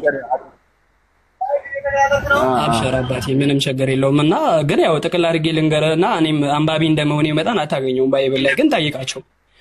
ባይብል ላይ እስኪ ካለ ምናልባት ስለዚህ ጉዳይ ላይ ምንጭ የሚጠቅሱበት ቦታ ካለ ነቢያቶች ለምሳሌ ከዘፍጥረት እስከ ዮሐንስ ራእይ ብዙ ነቢያቶች እንደነበሩ መጽሐፍ ቅዱስ እንደሚታወቀው የብዙ ነቢያቶች ናቸው ተብሎ እንደሚታመን ሁሉ እስኪ እነዚህ ነቢያቶች ክርስትና ስለሚባለው እምነት የጠቀሱበት ወይ ያስተማሩበት ወይንም ደግሞ ህይወት በክርስትና ብቻ ነው የሚገኘው ከዚህ መንገድ ሌላ እንዳትከተሉ ብሎ የጠሩበት ካለ እንኳን ይፍን ስሙን ራሱ ድንገት የጠሩበት ቦታ ካለ ላንተ ማስረጃ እንዲሰጡና እንዲያስረዱህ ነው የምንፈልገው። አሁን ለመበሻሸቅ ምናምን ሳይሆን አሁን እኔን ስለ እስልምና በታነሳብኝ አይደለም ከነቢያት አልፎ ተርፎ እስልምና የሚባለውን እምነት ምርጫ ያደረገው አምላክ ለሰው ልጆች ራሱ እንጂ ሰው አይደለም፣ የሆነ አካል አይደለም ለኔ መርጦ የሰጠኝ አንድ ነብይ ወይንም ደግሞ የሆነ አካል ወየኔ ኡስታዝ ሚለው አካል የአካል መርጦ ሳይሆን የሰጠኝ ኃያሉ አምላክ ነው ለሰው ልጅ መንገዱ እንዲሆንና የሰው ልጅ በዚህ መንገድ እንዲኖር ከዚህ ውጪ ደግሞ ከመጣ አምላክ ዘንድም ተቀባይነት እንደሌለው ያረጋገጠው ኃያሉ አምላክ ነውና ልክ ለምሳሌ ስትመለከት ሱረቱ ሩም ላይ ምዕራፍ 30 ከቁጥር 30 ላይ ስትገባ فأقب وجهك للدين حنيفا فطرة الله التي فطر الناس عليها ይህ ዲን الاسلام ማለት የሰው ልጆችን የፈጠርኩበት ጎዳናና መንገድ ነው ብሏል። እስልምና የሚባለው ሃይማኖት መገርመህ የመረጠው እሱ ራሱ ነው። ኢነ ዲነ عند الله الاسلام አላህ ዘንድ የተወደደው እምነት እስልምና ብቻ ነው ይላል። እና ይሄንን አላህ ዘንድ የተወደደውን እምነት እንድንከተል ራሱ ኢቭን ስንኖር ብቻ ሳይሆን ስንሞት ከዚህ ዓለም ላይ ስንሰናበታለን አይደል? እኔ ለምሳሌ ወይ ሚኖራት 60 ዓመት ወይ 50 ዓመት በዛ ቢባል ከዛች ወይ እንደው በጣም ረዘመ ከተባለ 100 ዓመት ነው ፈጣሪ ከሰጠን። ከዛ በኋላ ራሱ ሲሰናበት ከዚህ መንገድ ወጥቼ እንዳልሞትና እሱ ዘንድ ተቀባይነት እንደሌለው እያስጠነቀቀኝም ጭምር ነው የሚነግረኝና ግን ወደ ባይብል ሄደ ክርስትና የሚባለውን እምነት አምላክ ነው የመረጠልኝ ወይስ ነቢያቶች ስለዚህ ነገር ላይ አዳራ ብሎ ያስተማሩበት አለ? ስለስሙስ ክርስቲያን ሆኖስ ብሎ የሚያስተምሩበት ቦታ አለ? የለም። ግን ቁርአን ላይ ስትመጣ በሚገርም ሁኔታ ነቢያቶች ሞት አፋፍ ላይ ሆነው ራሱ ልጆቻቸውን ከዚህ መንገድ እንዳይወጡ የእስልምና እምነት ተከታይ ሆኖ እንጂ እንዳይሞቱ አዳራ ሲሉ ትመለከታለህ። ለምሳሌ ያዕቆብን አለይሂ ሰላም የአብርሃምን የልጅ ልጁን ስትመለከት ልጆቹን አዳራ ሲልበት የሚገርም ሞት አፋፍ ላይ ሆኖ ነው ይህን ነገር የሚናገረው። ለራሱ ከዚህ ዓለም በሞት ሊሰናበት ጫፍ ላይ ሆኖ ግን ልጆቹን ቀጣዩ ዓለም ላይ ሲሰናበቱ ወይንም ሲኖሩ ከእስልምና ውጪ ተከትሎ እንዳይሞቱ አዳራ ሲሉ ትመለከታለህ።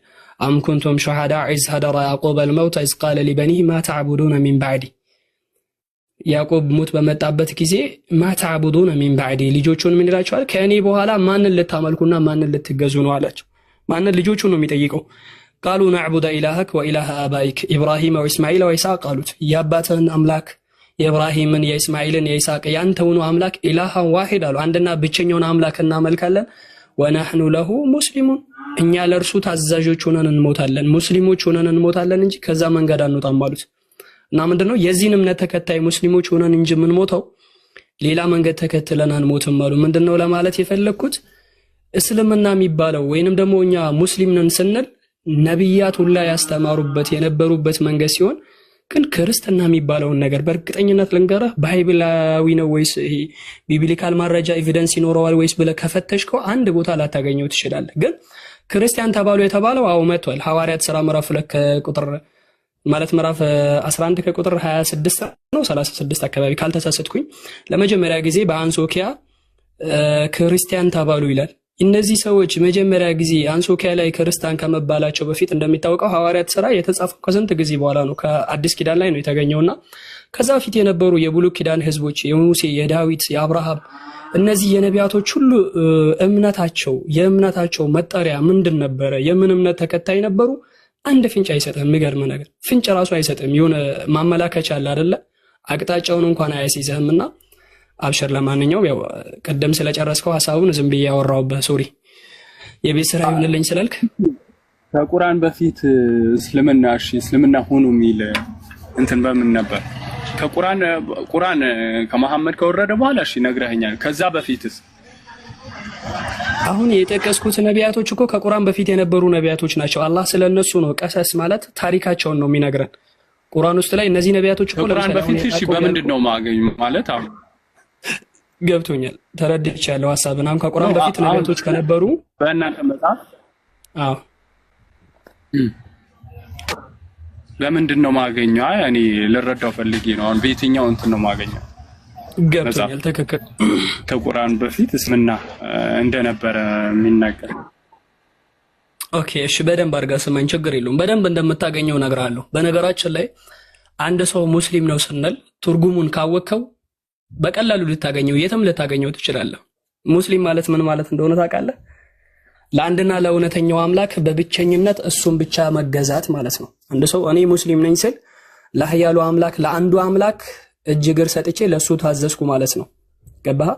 ትርጉሙን ነው የምነግርህ በትርጉም ደረጃ። አሁን ለምሳሌ መጽሐፍ ቅዱስ ላይ ሄጄ ሙስሊም የሚለውን ወይንም እስልምና የሚለው ቃሉን አገኘዋለሁ ወይ ካልክ ቃሉን ላታገኘው ትችላለህ። ግን በትርጉም ደረጃ ይሄንን ቃሉን ካወቅከው፣ ለምሳሌ አንድ ሰው ክርስቲያን ነው ሲባል ምን ለማለት ፈልጎ ነው ቢባል ክርስትና የሚለው ነገሩ አመጣጡ በራሱ የክርስቶስ ተከታይ ለማለት ነው ስያሜው የተገኘው። የክርስቶስ ተከታይ ነኝ ለማለት ሲፈልግ ነው አንድ ሰው ክርስቲያን ነኝ የሚለው። ገብቷል? ትርጉሙ ይሄ ነው እንጂ የተለየ ነገር የለውም። አንድ ክርስቲያን ብትጠይቀው ክርስቲያን ነኝ ሲል ምን ማለት ነው ብትለው ክርስቲያኖስ ከሚለው የግሪኩ ቃል ወይንም ከዚህ ከእንትኑ እንደተረጎመው የክርስቶስ ተከታይ ነኝ ለማለት እንጂ ሌላ ትርጉም የለውም ነው። ልክ እንደዛው እስልምና ወይንም ሙስሊም ስንል እስልምና ሃይማኖቱ እምነቱ ሲሆን አንድ ሰው ሙስሊም ነኝ ሲል ለኃያሉ አምላክ ታዛዥ ነኝ ማለት ነው። ለምሳሌ 91 አይሁዶችም ከክርስቲያኖችም በፊት ከሙሴም ከኢየሱስም በፊትም የነበረ መጀመሪያ ነብይ ነውና ይህን ነብይ አምላካችን አላህ እንደ ነገር ይናገረዋል። ኢዝ ቃለ ለሁ ረብሁ አስሊም አለው። አስሊም ሲለው ምን ማለት ነው ትርጉሙ ስትለኝ ታዘዝ እንደማለት ነው። ኢዝ ቃለ ለሁ ረብሁ አስሊም ቃለ አስለምቱ ለረቢል ዓለሚን አለ። አስለምቱ ለረቢል ዓለሚን ሲል ለዓለማቱ ጌታ ታዘዝኩ ማለት ነው። ለዓለማቱ ጌታ ታዘዝኩ አለ። ለኃያሉ ለእውነተኛው አምላክ መታዘዝና እጅ መስጠት ለሱ ፍቃደኛ ሆኖ እሱን ማምለክ ለእውነተኛው አምላክ ብዙ በውሸት የሚመለኩ አሉ፣ ለነሱ ሳይሆን ለእውነተኛው ለአንዱ አምላክ መታዘዝ ምን ያስብልሃል? ሙስሊም ተብሎ ይጠራል ያ አካል። ገባህ? አሁን ትርጉሙ ማለት ነው። ታዲያ ይህ ከሆነ አንድ ሰው ሙስሊም ነው ወይንም አንድ አካል ሙስሊም ነው የምንለው ከቁርአን በፊት የነበሩ ነቢያቶች በአጠቃላይ የዚህ የእስልምና እምነት ተከታይ ነበሩ። እንዴት ካልከኝ ለምሳሌ ባይብል ልሄድልህ። ክርስቶስ ለአንዱ ኃያሉ አምላክ ታዛዥ ነበር አልነበረም? እንደውም ቀደም ሲነሳ ነበረና እውነት እየሰማኝ ነው? እውነት እየሰማሁ ነው። ክርስቶስ ለአንዱ ለእውነተኛው አምላክ ታዛዥ ነበር አይደል? ክርስቶስ ለአንዱና ለእውነተኛው አምላክ ታዛዥ ነበር አይደል? መሐመድ እየሰማሁ ነው። እኔ እሱ ጋር ቆይቶ ነው የሚደርሰው መሰለኝ ድምጼ።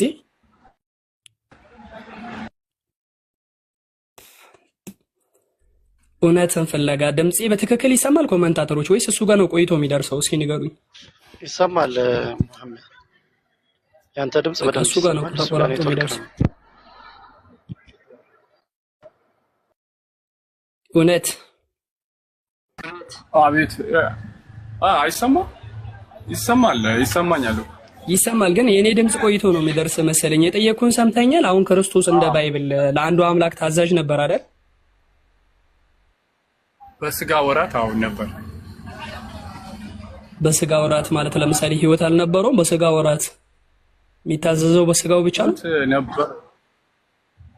ነበረው። በስጋ ወራትማ ለትእዛዝ እኮ ነው የመጣው እኮ። ገባኝ። ለአንዱ አምላክ ታዛዥ ነው አይደል? ማናችንም እኮ በስጋ ላይ ሆነን ነው የምንታዘዘው። ያለ ስጋ የሚታዘዝ አለ እንዴ? ግን መንፈሳዊ እንትንን ራሱ እግዚአብሔርን ይፈራል አይደል? ታዛዥ ነበር። አሁን በጣም ጥሩ። አንድ አካል ለአንዱ ኃያሉ አምላክ ከታዘዘ ምን ተብሎ ነው የሚጠራው? ነዋ ተገዢ ታዛዥ ነዋ። ሌላ ምን ተብሎ ይጠራ? ወይ ተገዢ ታዛዥ። በጣም ጥሩ። ሙስሊም የሚለውን ቅድም ምንድን ነው ያልኩክ? ለአንዱ ኃያሉ አምላክ ምን የሆነ ነው ሙስሊም ተብሎ የሚጠራው? መገዛት።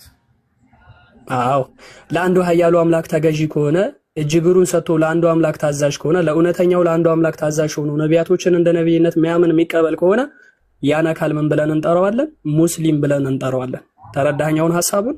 ክርስቶስ ሙስሊም ነው ስንል ከመሬት ተነስተን አይደለም። ኦኬ እሺ።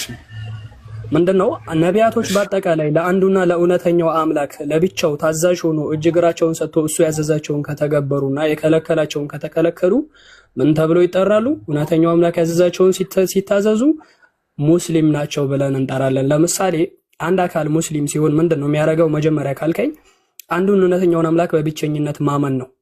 እውነተኛውን አምላክ በብቸኝነት ያምናል። ቀጥሎ ነቢያቶችን በአጠቃላይ እንደ ነብይነት አምኖ መቀበል ነው ሙስሊም ለመባል መሰረቱ ማለት ነው። መጀመሪያ ለምን አምላካችን አላህ ሱረቱል በቀራ ላይ ምዕራፍ 2 ቁጥር 138 አካባቢ ወይ 140 አካባቢ ላይ ቁሉ አመና ቢላህ በአላህ አምነናል በሉ አለ። የመጀመሪያው ምንድነው? በእውነተኛውና በኃያሉ አምላክ በአላህ አምነናል በሉ ነው። ማመን ነው የሚቀድመው ከእውነተኛው አምላክ ማለት ነው። እውነተኛውን አምላክ አምነህ ከተቀበልክ በኋላ ሙስሊም ለመሆን ምን አለ? ወማ ኡንዚለ ኢለይና በእኛ ላይ በተወረደው በነቢዩ መሐመድ ማለት ነው። ቁርአንን ይዞ በመጡት በነቢዩ መሐመድ ዘመድ ስለሆኑ ወገን ስለሆኑ ጎሳችን ስለሆኑ ስለ አብዝተን እነሱን ብቻ ስለምንወድ ምናምን ሳይሆን እሳቸው ነብይ ስለሆኑ ከአላህ ዘንድ ይዞት መጡት መለኮታዊ መጽሐፍ አንዱን ኃያሉን አምላክ በብቸኝነት አምልኩ እስካሉ ድረስ እኔን አታምልኩ እስካሉ ድረስ በእሳቸው ላይ አምነናል በሉ። ወማ ኡንዚለ ኢለይና በእኛ ላይ በተወረደው ወማ ኡንዚለ ኢላ ኢብራሂም አስበው ከሙሴና ከኢየሱስ በፊት የነበረው የአብርሃምንም እሱንም አምነናል በሉ በኢብራሂም ላይ وما أنزل إلينا وما أنزل إلى إبراهيم وإسماعيل وإسحاق ويعقوب ለኢስማኤልም ለኢስሐቅም ለያዕቆብም ወለአስባጥ እንዲሁም ለነገዶቹ ለነቢያቶች በአጠቃላይ በተሰጣቸውም በእውነተኛው መለኮታዊ ራእይ እንደዚሁም ደግሞ አንዱን እውነተኛውን አምላክ አምልኩ ብሎ በሰበኩ ነቢያቶች በኢብራሂምና በኢስማኤልና በኢስሐቅ በያዕቆብም ላይ አምነናል በሉ። ወለአስባጥ እንደዚሁ በነገዶቹ ላይ ወማ ኡቲየ ሙሳ ወዒሳ ለሙሳ ወይንም ደግሞ ለሙሴ በተሰጠውም በሱ በነብይነትም አምነናል በሉ። እንደዚሁም ደግሞ ወኢሳ ወይንም ለኢየሱስ ክርስቶስም እሱም እውነትን እንዳስተማረና በሱም በነብይነት አምነናል በሙ ወማ ኡቲየ ነብዩነ ሚን ረቢሂም አለ። ቀጠለና ምን አለ? ከጌታቸው ዘንዳ ከፈጣሪ ዘንዳ በተቀበሉት በእውነተኛ ትእዛዛትና እንደዚሁም ደግሞ በነቢያቶቹ በነብይነት በአጠቃላይ አምነናል በሉ። ላኑፈርቁ በይነ አሐድ ሚንሁም ከእነሱ መካከል ይሄ ኤከሌን አምኛለሁ ኤከሌን አላምንም። ለምሳሌ ነብዩ መሐመድን አምኜ ክርስቶስን አላምንም፣ ክርስቶስን አምኜ ሙሴን አላምንም፣ ሙሴን አምኜ አብርሃምን አላምንም ሳይሆን ሁሉም ነቢያቶች እውነትን እንዳስተማሩና ለአንዱና ለእውነተኛው አምላክ እንደተገዙ እውነተኛውን አምላክ እንደሰበኩ በመካከላቸው ማንንም ሳንለያይ አምነናል በሉ። ላኑፈርቁ በይነ አሐድ ሚንሁም ወነሕኑ ለሁ ሙስሊሙን። ያንን የምናደርገው ለምንድን ነው? እኛ ሙስሊሞች ስለሆነን ያንን አድርጓለን ጌታችን አላህ። ስለዚህ አንድ ሰው ሙስሊም ሲባል ምንድነው ማድረግ ያለበት? እውነተኛውን አምላክ በብቸኝነት ማምለክ፣ ነቢያቶች ደግሞ እውነተኛውን አምላክ አምልኩ ብሎ የሰበኩ ነቢያቶችን በነብይነት አምኖ መቀበል። ያ ምን ያስብልሃል? ሙስሊም ያስብልሃል ማለት ነው። ገባ? ካሁን ያንን ስንፈትሸው እንደ መጽሐፍ ቅዱስ ራሱ ምናልባት አማርኛ ትርጉም ላይ ሙስሊም የሚለውን ባታገኘውም ሁሉም ነቢያቶች ዓላማቸውና ግባቸው አንዱን እውነተኛውን አምላክ በብቸኝነት አምልኩ ብሎ መጣራት፣ ነቢያቶችን እንደ ነብይነት በብቸኝነት አምልኩ ብሎ መጣራት ነቢያቶች አኪ መሐመድ እና ምንድነው ከዛ አንፃር ወአለይኩም ሰላም ከዛ አንፃር ምን እንላለን? ሙስሊሞች ናቸው ብለን እናምናለን። እና መጽሐፍ ቅዱስ ላይ ስትሄድ ለምሳሌ ማርቆስ 12:29 ላይ ክርስቶስ አንዱን አምላክ በብቸኝነት እንድናመልክ ነበረ ጥሪ ሲያደርግልን የነበረው። ጠያትዝ የሚል ከሆነ ከተዛዛይቱ ሁሉ ፊተኛይቱ የተኛይቱ ናት የሚል ጥሪ ቀርቦለት ነበር። ለማን? ለክርስቶስ። ከዛ ምን ብሎ መለሰ ክርስቶስ? ከተዛዛይቱ ሁሉ ፊተኛይቱ እስራኤል ሆይ ስማ፣ ጌታ አምላካችን እግዚአብሔር አንድ ጌታ ነው፣ እርሱም በፍጹም ልብህ በፍጹም ነፍስህ በፍጹም ኃይልህ እርሱን ውደድ የምትናት፣ ቀጣይቱን ባልንጀራህን እንደራስህ አክብር ውደድ የምትናት አለ። እዚህ ጋር ምንድነው ያለው? ከተዛዛይቱ ሁሉ ፊተኛይቱ የተኛይቱ ናት ተብሎ ሲጠየቅ በሚገርምህ ሁኔታ ያስተማረው የነቢያቶችን አስተምሮ እንጂ የራሱን እኛ እንደምንለው ወይንም የሥላሴ ግንዛቤ ወይንም ራሱን እኔ አምላክ ነኝ የሚል ትእዛዝ አይደለም ያስተላለፈላቸው። ምንድነው ያላቸው? ጌታ አምላካችን እግዚአብሔር አንድ ጌታ ነው፣ እርሱን በፍጹም ልብህ እርሱን በደንብ ተመልከት። እርሱ ተብሎ የሚጠራ አንድ ነጠላ አምላክ አለ፣ ሁሉም ነቢያቶች የሰበኩት ማለት ነው። ያንን ምን ብሎ ጠራ? እርሱን በፍጹም ልብህ፣ በፍጹም ነፍስህ፣ በፍጹም ኃይልህ እርሱን ውደድ፣ እርሱን አምልክ የሚል ትእዛዝ ነው ያስተላለፈው። እርሱ ተብሎ የሚጠራ ወይንም አንድ ነጠላ ማንነት ያለውን አምላክ አምልክ ብሎ ሲያስተምር እንደነበረ ግልጽ ነው። ታዲያ ይሄ ክርስቶስ ማን ነው ብለን ስናስብ ከአንዱና ከእውነተኛው አምላክ የተላከ ነቢይ ነበረ፣ የተላከ ሰው ነበረ። ልክ የምታስታውስ ከሆነ ዮሐንስ 8:40 ላይ አይሁዶች እሱን ይቃወሙት ነበር አይደል? እንደሚታወቀው እሱ እውነተኛውን ነገር ሲያስተምራቸው፣ እነሱ ደግሞ ሐሰተኛ ክስ ነበር ሲከሱት የነበረው። እሱ የእስልምናን ትክክለኛውን መንገድ እውነታውን ሲያስተምራቸው፣ እነሱ ደግሞ እሱ ያልተናገረውን እንደተናገረ አድርጎ ሲናገሩ ዮሐንስ 8:40 ላይ ምን አለ? ነገር ግን አሁን ከእግዚአብሔር የሰማሁትን እውነት የነገርኳችሁን ሰው ልትገድሉኝ ትፈልጋላችሁ እንዲህ አላቸው። እሱ ምንድነው? እኔ ከእግዚአብሔር የሰማሁትን እውነት የነገርኳችሁን ሰው ልትገድሉኝ ትፈልጋላችሁ። ልብ በል፣ የሱ ንግግር ይሄ ነው አይደል?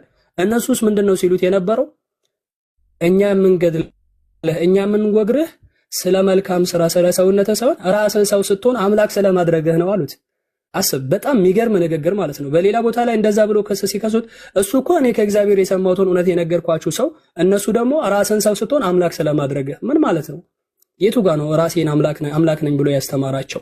እሱ እየተናገራቸው ያለው እኔ ከእግዚአብሔር እውነትን ሰምቼ የነገርኳችሁ ሰው ነኝ ሲላቸው፣ እነሱ ደግሞ አይ ኖ አንተ ራስን ሰው ስትሆን አምላክ ስለማድረግህ ነው የምንወግርህ፣ ስለ መልካም ስራ ግን አንወግርህም አሉት ይላል። እና ያንን ስትመለከተው በሱ ላይ ሐሰተኛ ክስ ወይንም ወንጀል ሐሰተኛ ክስን ከሱ ወንጀለኛ ያደረጉት እንጂ እሱ ግን እውነታው ምን ነበረ? ከአምላክ ዘንድ የተላኩ ሰው ነኝ፣ እውነትን ሰምቼ ግን እየነገርኳችሁ ነው ሲላቸው እንደነበረ። ለምን? እውነተኛ መልእክት ነው አይደል? ክርስቶስ እኮ እውነትን ሲያስተምራቸው የነበረው ከአምላክ ዘንድ መልእክተኛ ነቢይ ሆኖ ስለተላከ ነው እንጂ ለሌላ ነገር አይደለም። እሱ የራሱን ክብር የራሱን ዝና አልፈለገባቸውም። እነሱ ግን ሌላ ነገር ነው ሐሰተኛ ክስ ወይንም የሱን መሳያነት፣ የሱን ክርስቶስነት፣ የሱን ክብር ዝቅ ለማድረግ እንደ ዝሙተኛ አድርጎ ሲቆጥሩት እንደነበረ፣ ይህ ጻራቢ የማርያም ልጅ አይደለምን እያሉ ሲወቅሱት እንደነበረ ሁሉ እሱ ግን የነቢያቶችን አስተምሮ ነበር ሲያስተምራቸው የነበረው እንጂ አንድ የተለየ ነገር የራሱን ክብር የራሱን ደረጃ እኔን እንደዚህ አድርጉኝ ብሎ አምላክ ነኝ ብሎ ሲሰብካቸው አልነበረም። ገብቷል? እንደውም ቀጥታ ሲያስተምራቸው በነበረበት ሰዓት ላይ የሱን ነብይነት ለመካድ ፈለጉ። ነብይነት ሲክዱት ምንድነው ያላቸው? ነብይ ከገዛ ሀገሩና ከገዛ ወገኑ በቀር ሳይከበር አይቀርም አላቸው። በዚያም ብዙ ታምራትን አላደረገም፣ ትቷቸውም ወደ ሌላ መንደር ሄደ ይላል። ሳይቀበሉት ሲቀሩ እሱ ሲያስተምራቸው የሱን ማመን ሳይፈልጉ ሲቀሩ ምንድነው ያላቸው? ነብይ በገዛ ሀገሩና በገዛ ወገኑ ሳይከበር አይቀርም ብሎ ትቷቸው ወደ ሌላ መንደር ሄደ ይላል።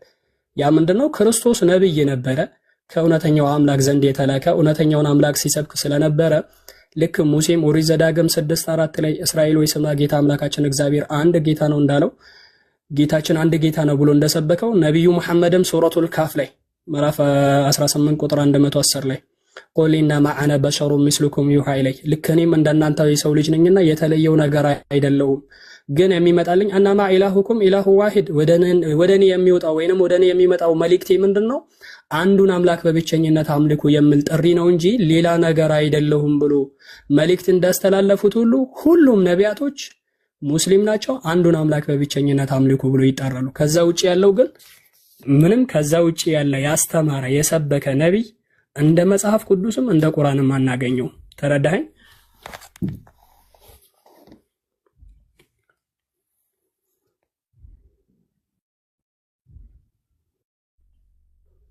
በተረድቼ ያለው ግን እሺ ይሁን፣ አሪፍ ነው። አይ በደንብ ባስረድተኛ ሲበልጥ ጥያቄ ሲኖርም ችግር የለውም። ግን ድምጽ ትንሽ ይቆራረጣልና አብሽር፣ ጥያቄ ሲኖርህ ጠይቅ፣ እንዳትፈራ። በግልጸኝነት እናወራለን፣ እንደዚህ በጸባይ በጨዋነት ችግር የለውም። እያላመጥንም አንድ ባንድ ያለውን ነገር ለማየት እንሞክራለንና እኛ እንደዚህ ጸባይ ካለው ሰው ጋር 24 ሰዓት ብታወራ ራሱ በጣም ደስ ይላልና አብሽር ኢንሻአላህ። አላህ ወደ እውነታው ይምራህ። ምንም ችግር የለውም። ጥያቄ ሲኖርህ ምናምን እንዳጠፋ መጠየቅ ትችላለህ በነፃነት። በነገራችን ላይ በጣም ነው የሚመችኝ እውነቱን ፍለጋ እንደ ስሙ ነው በቃ ማለት ከዚህ በፊት ሌላ ቦታ አይቼዋለሁኝና ማሜ ማሻአላህ ቢያለኝ ወገናችን ይልመድብህ። ቤታችን ቤትህ ነው። ዙሁር ወደ መስጊድ እየገባው ነው። አድሚኖች ክርስቲያኖች ካላችሁ አዝገቡን። መሐመድም ዛህራም ሌሎችም ስላሉ ማለት ነው። ኮፕሊንክ ያደረግን ደግሞ እኔም ጋር ዙሁር ደርሷል። ግን ኢንሻአላህ ተራ እንሰግዳለን ካሉ እንትን ይበሉ መስጂድ መገቡ ከሆነ ግቡ ኢንሻአላህ። እኔ ያልገባውም ወደ መስጂድ። እሺ ኢንሻአላህ አድሚናቶች ካላችሁ አስገቡ ሌላ ሰው።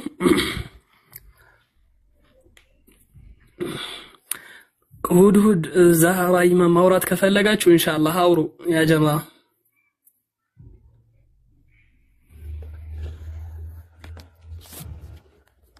السلام عليكم.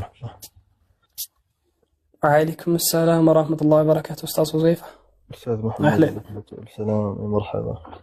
دهنكم السلام. لا أنا مش أستاذ يا أستاذ. زهراء لك. زهراء لك. أخت زهراء ليش؟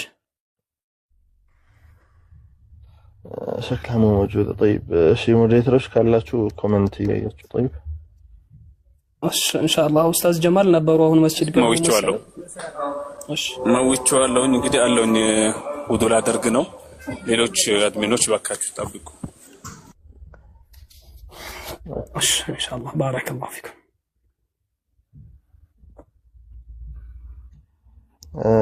محمد እንዴት ናችሁ ሰላም الحمد لله أستاذ እንዴት ናችሁ ጠፍታችኋል ኧረ ተውን እስቲ لا والله طفتሃል በሉኝ ኡስታዝ والله ችግር የለውም እኔ ኡስታዝ እንዴ لا شك በሱ እንኳን ምንም ጥርጥር የለብንም በሱ እና ኢንሻአላህ ወንድም መሐመድ የምለው ለኔ ከበቂ በላይ ነው በቃ እኔም ወንድም ሐذيفة ذاك بخير አብሽሮሽ ቄርሎስ ቄርሎስነት ገብቼላለሁ ሰላም ነው ማሚ እንዴት ነህ ደህና ነህ ወይ እግዚአብሔር ይመስገን የተመሰገነ ነው ሁሉ ሰላም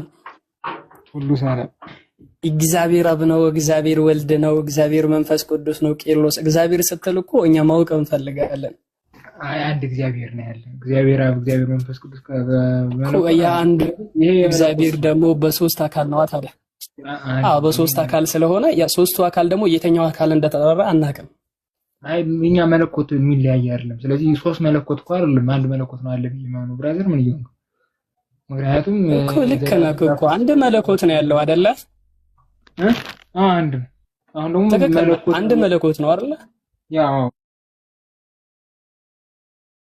አለኛ አንድ ፐርሰን አምላክም አንድ ፐርሰን ስለዚህ አምላክ ከኛ ጋር ተመሳሰለ በፐርሰናል አይደለም የኛ አንድ ፐርሰን ምንለው እኮ ከጊዜ በኋላ የተገኘ ግኝት ነው የሱ ፐርሰንነት ግን የተገኘ ግኝት አይደለም ተረዳኝ የሚመስል የለም አይ እኔ ከጊዜ በኋላ እኔ ስለ ጊዜ አይደለም አምላክን የሚመስለው ነገር የለም ስትለኝ ኦኬ አምላክ አንድ ፐርሰን ነው ስትል እኔም አንድ ፐርሰን አምላክም አንድ ፐርሰን ነው ምን ይለየናል ስለዚህ ከፍጥረት ጋር አልተመሳሰለም እሺ በቃ አንድ አድምጠኛ እኔ ልመለስልህ በደንብ አድርጌ ሐሳብን እኮ ተረድቻለሁ አንድ ነገር መመሳሰል የሚባለው ወይ ባህሪው ወይ ደግሞ ዛት የምንለው ነገር በዛቱ የሚመሳሰለው ነገር ሲኖር ነው እንጂ ቋንቋ እንደዛ አይነት ተጠቀምክ ማለት ተመሳሰለ ማለት አይደለም ገብቷል አሁን ለምሳሌ ፐርሰን የሚለውን ለአምላክም ስትጠቀም ወይንም ደግሞ ለሰውም ስትጠቀም ቃሉን ተጠቀምከው እንጂ ተመሳሰለ ማለት አይደለም አንድ ነገር ልንገርህ ቆይ ምሳሌ ልስጥ አድምጠኝ በደንብ አድርገህ ለምሳሌ ላንተ ፊት አለ ሲልና ለእንስሳ ፊት አለ ሲል ለምሳሌ ለሰው ልጅም ፊት አለው ለአህያም ፊት አለው ሲል ለሁለቱም ይጠቀማሉ አይደል ፊት የሚለው ለአህያም ይጠቀማሉ ለሰውም ይጠቀማሉ ግን የሰው ፊት እንደዛ ማለት የሰው ፊትና የአህያ ፊት አንድ ነው እያልኩ ነው ይመሳሰላል እያልኩ ነው ንግግሬ አንተ ስለ ፊት ሲሆን ግን ሁለቱ ፊት አላቸው የተለያየ ፊት ቢሆንም ማለት ነው ግን ለምሳሌ ፊት የነገርኩ ያለው መመሳሰል ሲባል ያንተ ፊትና ያህያ ፊት አንድ አይደለም አይደል ይለያያል አይመሳሰልም ኦኬ አንዴ ቆይ የኔን ጥያቄ በደንብ ለምን መልስልኝ መጀመሪያ አይመሳሰልም አዎ በለኛ አይመሳሰልም ግን ከምን አንፃር የሚለው ነገር መታየት አለበት ከምን አንፃር ነው የማይመሳሰል አዎ ከምን አንፃር ከሆነ የእንስሳ ፊት ነው የሰው ፊት ነው አይደል ሰው የሰው ባህሪ ያለው እንስሳ የእንስሳ ባህሪ ያለው አይደል ከእንስሳ ፊት ላይ አይን አለ የለ አይንም አለ ተሞ ያህያ አይንና የሰው አይን አንድ ነው እሺ ቆይ አይን አለ አይደል እሺ አፍንጫ ሳለ የለ ቆይ አንዴ መልስ ለአፍንጫ ሳለ የለ አፍንጫ አለ አፍንጫ ግን ያህያ አፍንጫና የሰው አፍንጫ ይመሳሰላል ወይ ነው ጥያቄው ስለዚህ አንደኛ እነዚህ ሁለቱ ፍጥረቶች ናቸው ስታየው ማለት ነው ግን አሁን ለምሳሌ አምላክ ምን ሆኖ ግን አይመሳሰሉም ማለት ቆይ አንዴ አይመሳሰልም። ግን አሁን አምላክ ምንም የሚመስለው ነገር የለም ስትል አምላክ ምንም የሚመስለው ነገር የለም ስትል ለፍጥረት የዋለው ሁሉ ነገር ለአምላክ አይገባውም እያልን ነው አላልም። አዎ ለፍጥረት የሚገባው ነገር ለፍጥረት ያለው ነገር ከአምላክ ጋር ይመሳሰላል። የአምላክ ለምሳሌ አንድ ምሳሌ እኔነትም ቆይ አንዴ እኔነትም ይሄ የሰው ነው አይደል? ለምሳሌ አንድ እኔነት አለ ስትል ለምሳሌ እኔ 1% ነኝ አይደል? እሺ ሐሳብን ግልጽ አድርግና ጨርስ። ኦኬ አምላክም 1% ከሆነ ኦኬ አምላክን እኔ ይመስላል ማለት ነው። በእኔነት እንመሳሰላለን ማለት ነው። አንመሳሰልም? አምላክም እኔ ይላል እኔም እኔ እላለሁ። ለምሳሌ ጨረስክ? አዎ ቀጥል። ላውራ? አዎ ቀጥል። አዎ በነገራችን ላይ አምላክ ላይ ያለውን ብዥታ ዲነል እስላም ላይ ወይ ሙስሊሞች ላይ ብቻ ሲሆን ነው ልትፈታው የምትችለው። እንዴት ካልከኝ አንደኛው ነገር መሰረቱ ስለ አምላክ ስናወራ መሰረቱ ነጥቡ ላይ ስትመጣ አምላክ ስለራሱ ያስቀመጠው ነገር ከሰው ልጆች እንዳይገናኝና ከሰው ልጆች እንዳይመሳሰል ወይንም ደግሞ እኛ የሆነ ቃልን ስንጠቀም ልክ በዛ መልኩ መስሎን እንዳንስለው በዛ መልኩ ቅርጽ እንዳንወስድለት አምላክ ያስጠነቀቀበት መንገድ መታገኘው በእስልምና ብቻ ነው። ይሄ አሁን ምንድነው ካልከኝ ለይሰ ከሚስሊሂ ሸይ ወሁወ ሰሚዑል በሲር የሚል ቃል አለ። ያ ማለት ምንድነው? አሁን ለምሳሌ ማለት ነው በእናንተ ሎጂክ ቄርሎስ አንዴ ሐሳብ ለምን አታስጨርስም? ይሄ እኮ አሁን ለምሳሌ ቅድም ከወገናችን በጣም እየተግባባን ነበር። አንተ ግን ታወራለህ፣ ሐሳብ አታስጨርስም፣ መሀል ትገባለህ። እንዲህ ከሆነ እንዴት ነው የምንግባባው? ሐሳብ አስጨርሳ። ተረዳኸኝ ቄርሎስ? አዎ ተረድቻለሁ። ቀጥል። አው ሐሳቢን አንተ ልክ ለምሳሌ ሐሳብን ስትገልጽ እኔ አድምጬ ካረል ማውራት የጀመርኩት ስለዚህ ሐሳቢን እስኪጨርስ አድምጠኝ። ምንድነው በአምላክ ዙሪያ ላይ ያለው ውዥንብር ወይንም በአምላክ ዙሪያ ላይ ያለው ይሄ የተሳሳተ አመለካከት ልትቀርፍ የምትችለው በዲነል እስላም ላይ ስትሆን ብቻ ነው። ለምን ካልከኝ እንዴት እንደዛ ልትል ቻልክ ካልከኝ አምላክ ስለራሱ በሚያወራበት ሰዓት ላይ መጀመሪያ ምን ያደርጋል? ነፊህ ወይንም ከራሱ የማይሆነውን ነገር አመለካከት ውስጥ እንዳትገባ ውድቅ ያደርጋል። እንዴት ካልከኝ ለይሰ ከሚስሊሂ ሸይ ወሁወ ሰሚዑል በሲር የሚል ቃል ታገኛለህ ቁርአን ውስጥ ላይ። እኔን የሚመስለኝ ምንም ነገር የለም ብሎ ይዘጋብሃል። አሁን እዚህ ጋር አንድ ትልቅ ቁም ነገር ትወስዳለህ። አምላክ ያያል፣ ሰውም ያያል አይደል? ቅድም አንተ እንዳልከው እኔም ፐርሰን ነኝ አምላክም ፐርሰን ነኝ እንዳልክ ማለት ነው። አምላክም ያያል ወይንም ሰውም ያያል ብለን እንኳን ብንወስድ ወይንም አምላክ ይሰማል ሰውም ይሰማል ብለን እንኳን ብንወስድ ያንን መስማት ወይንም ያንን ማየት ወይንም ያንን አምላክና ሰው ይሰማል ብለን ቃላቱን አማርኛውን ስንጠቀም ከሰው ልጅ መስማትና ከአምላክ መስማት ጋር እንደማይመሳሰልና በጣም እንደሚለያይ መመሳሰል የሚባል ነገር መሃሉ ላይ እንደሌለ ለማረጋገጥ ምን የሚል ቃል ተጠቀመ? ለይሰ ከሚስሊሂ ሸይ የሚል ቃል ተጠቀመልን። ይሄን ቃል አሁን የትም ቦታ ላይ አገልግሎት ላይ እናውለዋለን። መስማት የሚለውንም ስናመጣ ለይሰ ከሚስሊሂ ሸይ ወሁወ ሰሚዑል በሲር እንላለን። ማየት የሚለውንም ስንመጣ ለይሰ ከሚስሊሂ ሸይ የሚለውን እንጠቀማለን። አምላክ ህያው ነው የሰው ልጅም ህያው ነው ስንል ለይሰ ከሚስሊሂ ሸይ ወሁወ ሰሚዑል በሲር እንላለን። አይታል ይሄንን ቃል የትም ቦታ ላይ ይሄ በአማርኛ አንድ ቃል ተመሳሳይ ተጠቅመህ እንኳን ያንን ከሰው ልጅ ጋር እንዳይመሳሰልብህ ይህንን ቃል ተጠቀመዋል። ይህ ቃል ማለት ለምሳሌ የሰው ልጅ ህያው ነው አምላክም ህያው ነው ህያው ነውና ይመሳሰላል እንዳንል ምንድነው የሱ ህያውነት ከኛ ህያውነት ጋር አይመሳሰልም ማለት። ለምንድነው የማይመሳሰለው ብለን ብንፈትሽ የሱ ህያውነት የምንድነው የባህሪ ህያውነት ነው። ከጊዜ በኋላ ያገኘው ሳይሆን ይሄ በጊዜ የተገደበ ህያውነት ሳይሆን ከኛው በጣም የሚቃረንና የሚለያይ ነው። የኛ ህያውነት ግን ከሆነ ታይም ወይንም ከሆነ ከጊዜ በኋላ የተነሳ ህያውነት ከጊዜ በኋላ የምናጣው ነገር ነው እንጂ ይሄ ዘላለማዊ ህያውነት ከሱ ጋር የሚመሳሰል ነገር አይደለም። ገባ? ለይሰ ከሚስሊሂ ሸይ እንላለን እንደዛ ስንጠቀም። መስማት ራሱ ስንል ይሄ መስማት የሚባለው ነገር አለ አይደል? የሰው ልጅ ይሰማል አምላክ ይሰማል። ግን ያ መስማት ከኛ ጋር ይመሳሰላል ብለን እንዳንወስድ ምን እንላለን?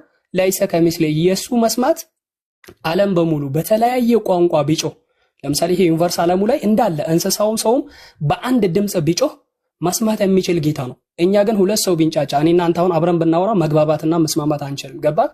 ያንን ስለማንችል ምን እናደርጋለን? መስማማት ስለማንችል የሰው ልጅ መስማትና የአምላክ መስማት አንድ አይደለም። የሰው ልጅ መስማት ከጊዜ በኋላ የተሰጠን የተፈጠረ ከጭቃ ከአፈር የተሰራ ከጊዜ በኋላ አምላክ ያቀናጀው ነገር ነው። የሱ መስማትስ እንዴት እንደሆነ አናውቀውም። ግን አምላክ ይሰማል። የፈለከውን ዓለም ቢንጫጫ መስማት ይችላል ነው። ስለዚህ ምን እንላለን? ለይሰ ከሚስሊሂ ሸይ እንላለን። ተረዳህ? እሺ ጨረስክ? ልቀጥልኝ። በነገራችን ላይ ያው ምን መሰለህ የሚል ሐሳብ ማለት የተለየ ሐሳብ አንተ አላነሳም። አምላክ የተገደበ አይደለም ሰዎች ደግሞ የተገደብን ነው የሚል ሐሳብ ነው ያነሳው። በነገራችን ላይ አምላክ ብለህ እስካያሰው ድረስ ይሄን ነገር ማመንና መቀበል ግዴታ ነው። ማታመን ከሆነ አምላክን ሳይሆን ፍጡር ነው እያመለክ ያለው። ነገር ግን አምላክ ብለህ አንተ ያዝከው ነገር ከሰው ጋር የሚለየው ብለን አሁን ለምሳሌ ስናነሳ ምን የሚል መሰለህ የምታነሱት አንደኛ ከሰዎች የሚለየው ፈጣሪ ነው ሁሉን ይጠብቃል እና የሚል እንትን ነው የምታነሱት። ነገር ግን ማለት ነው አምላክ ከሰዎች የሚለየው ብዙ ነገሮች አሉ አይደል? ለምሳሌ አምላክ ራሱን እንደኛ 1% ከሆነ አምላክ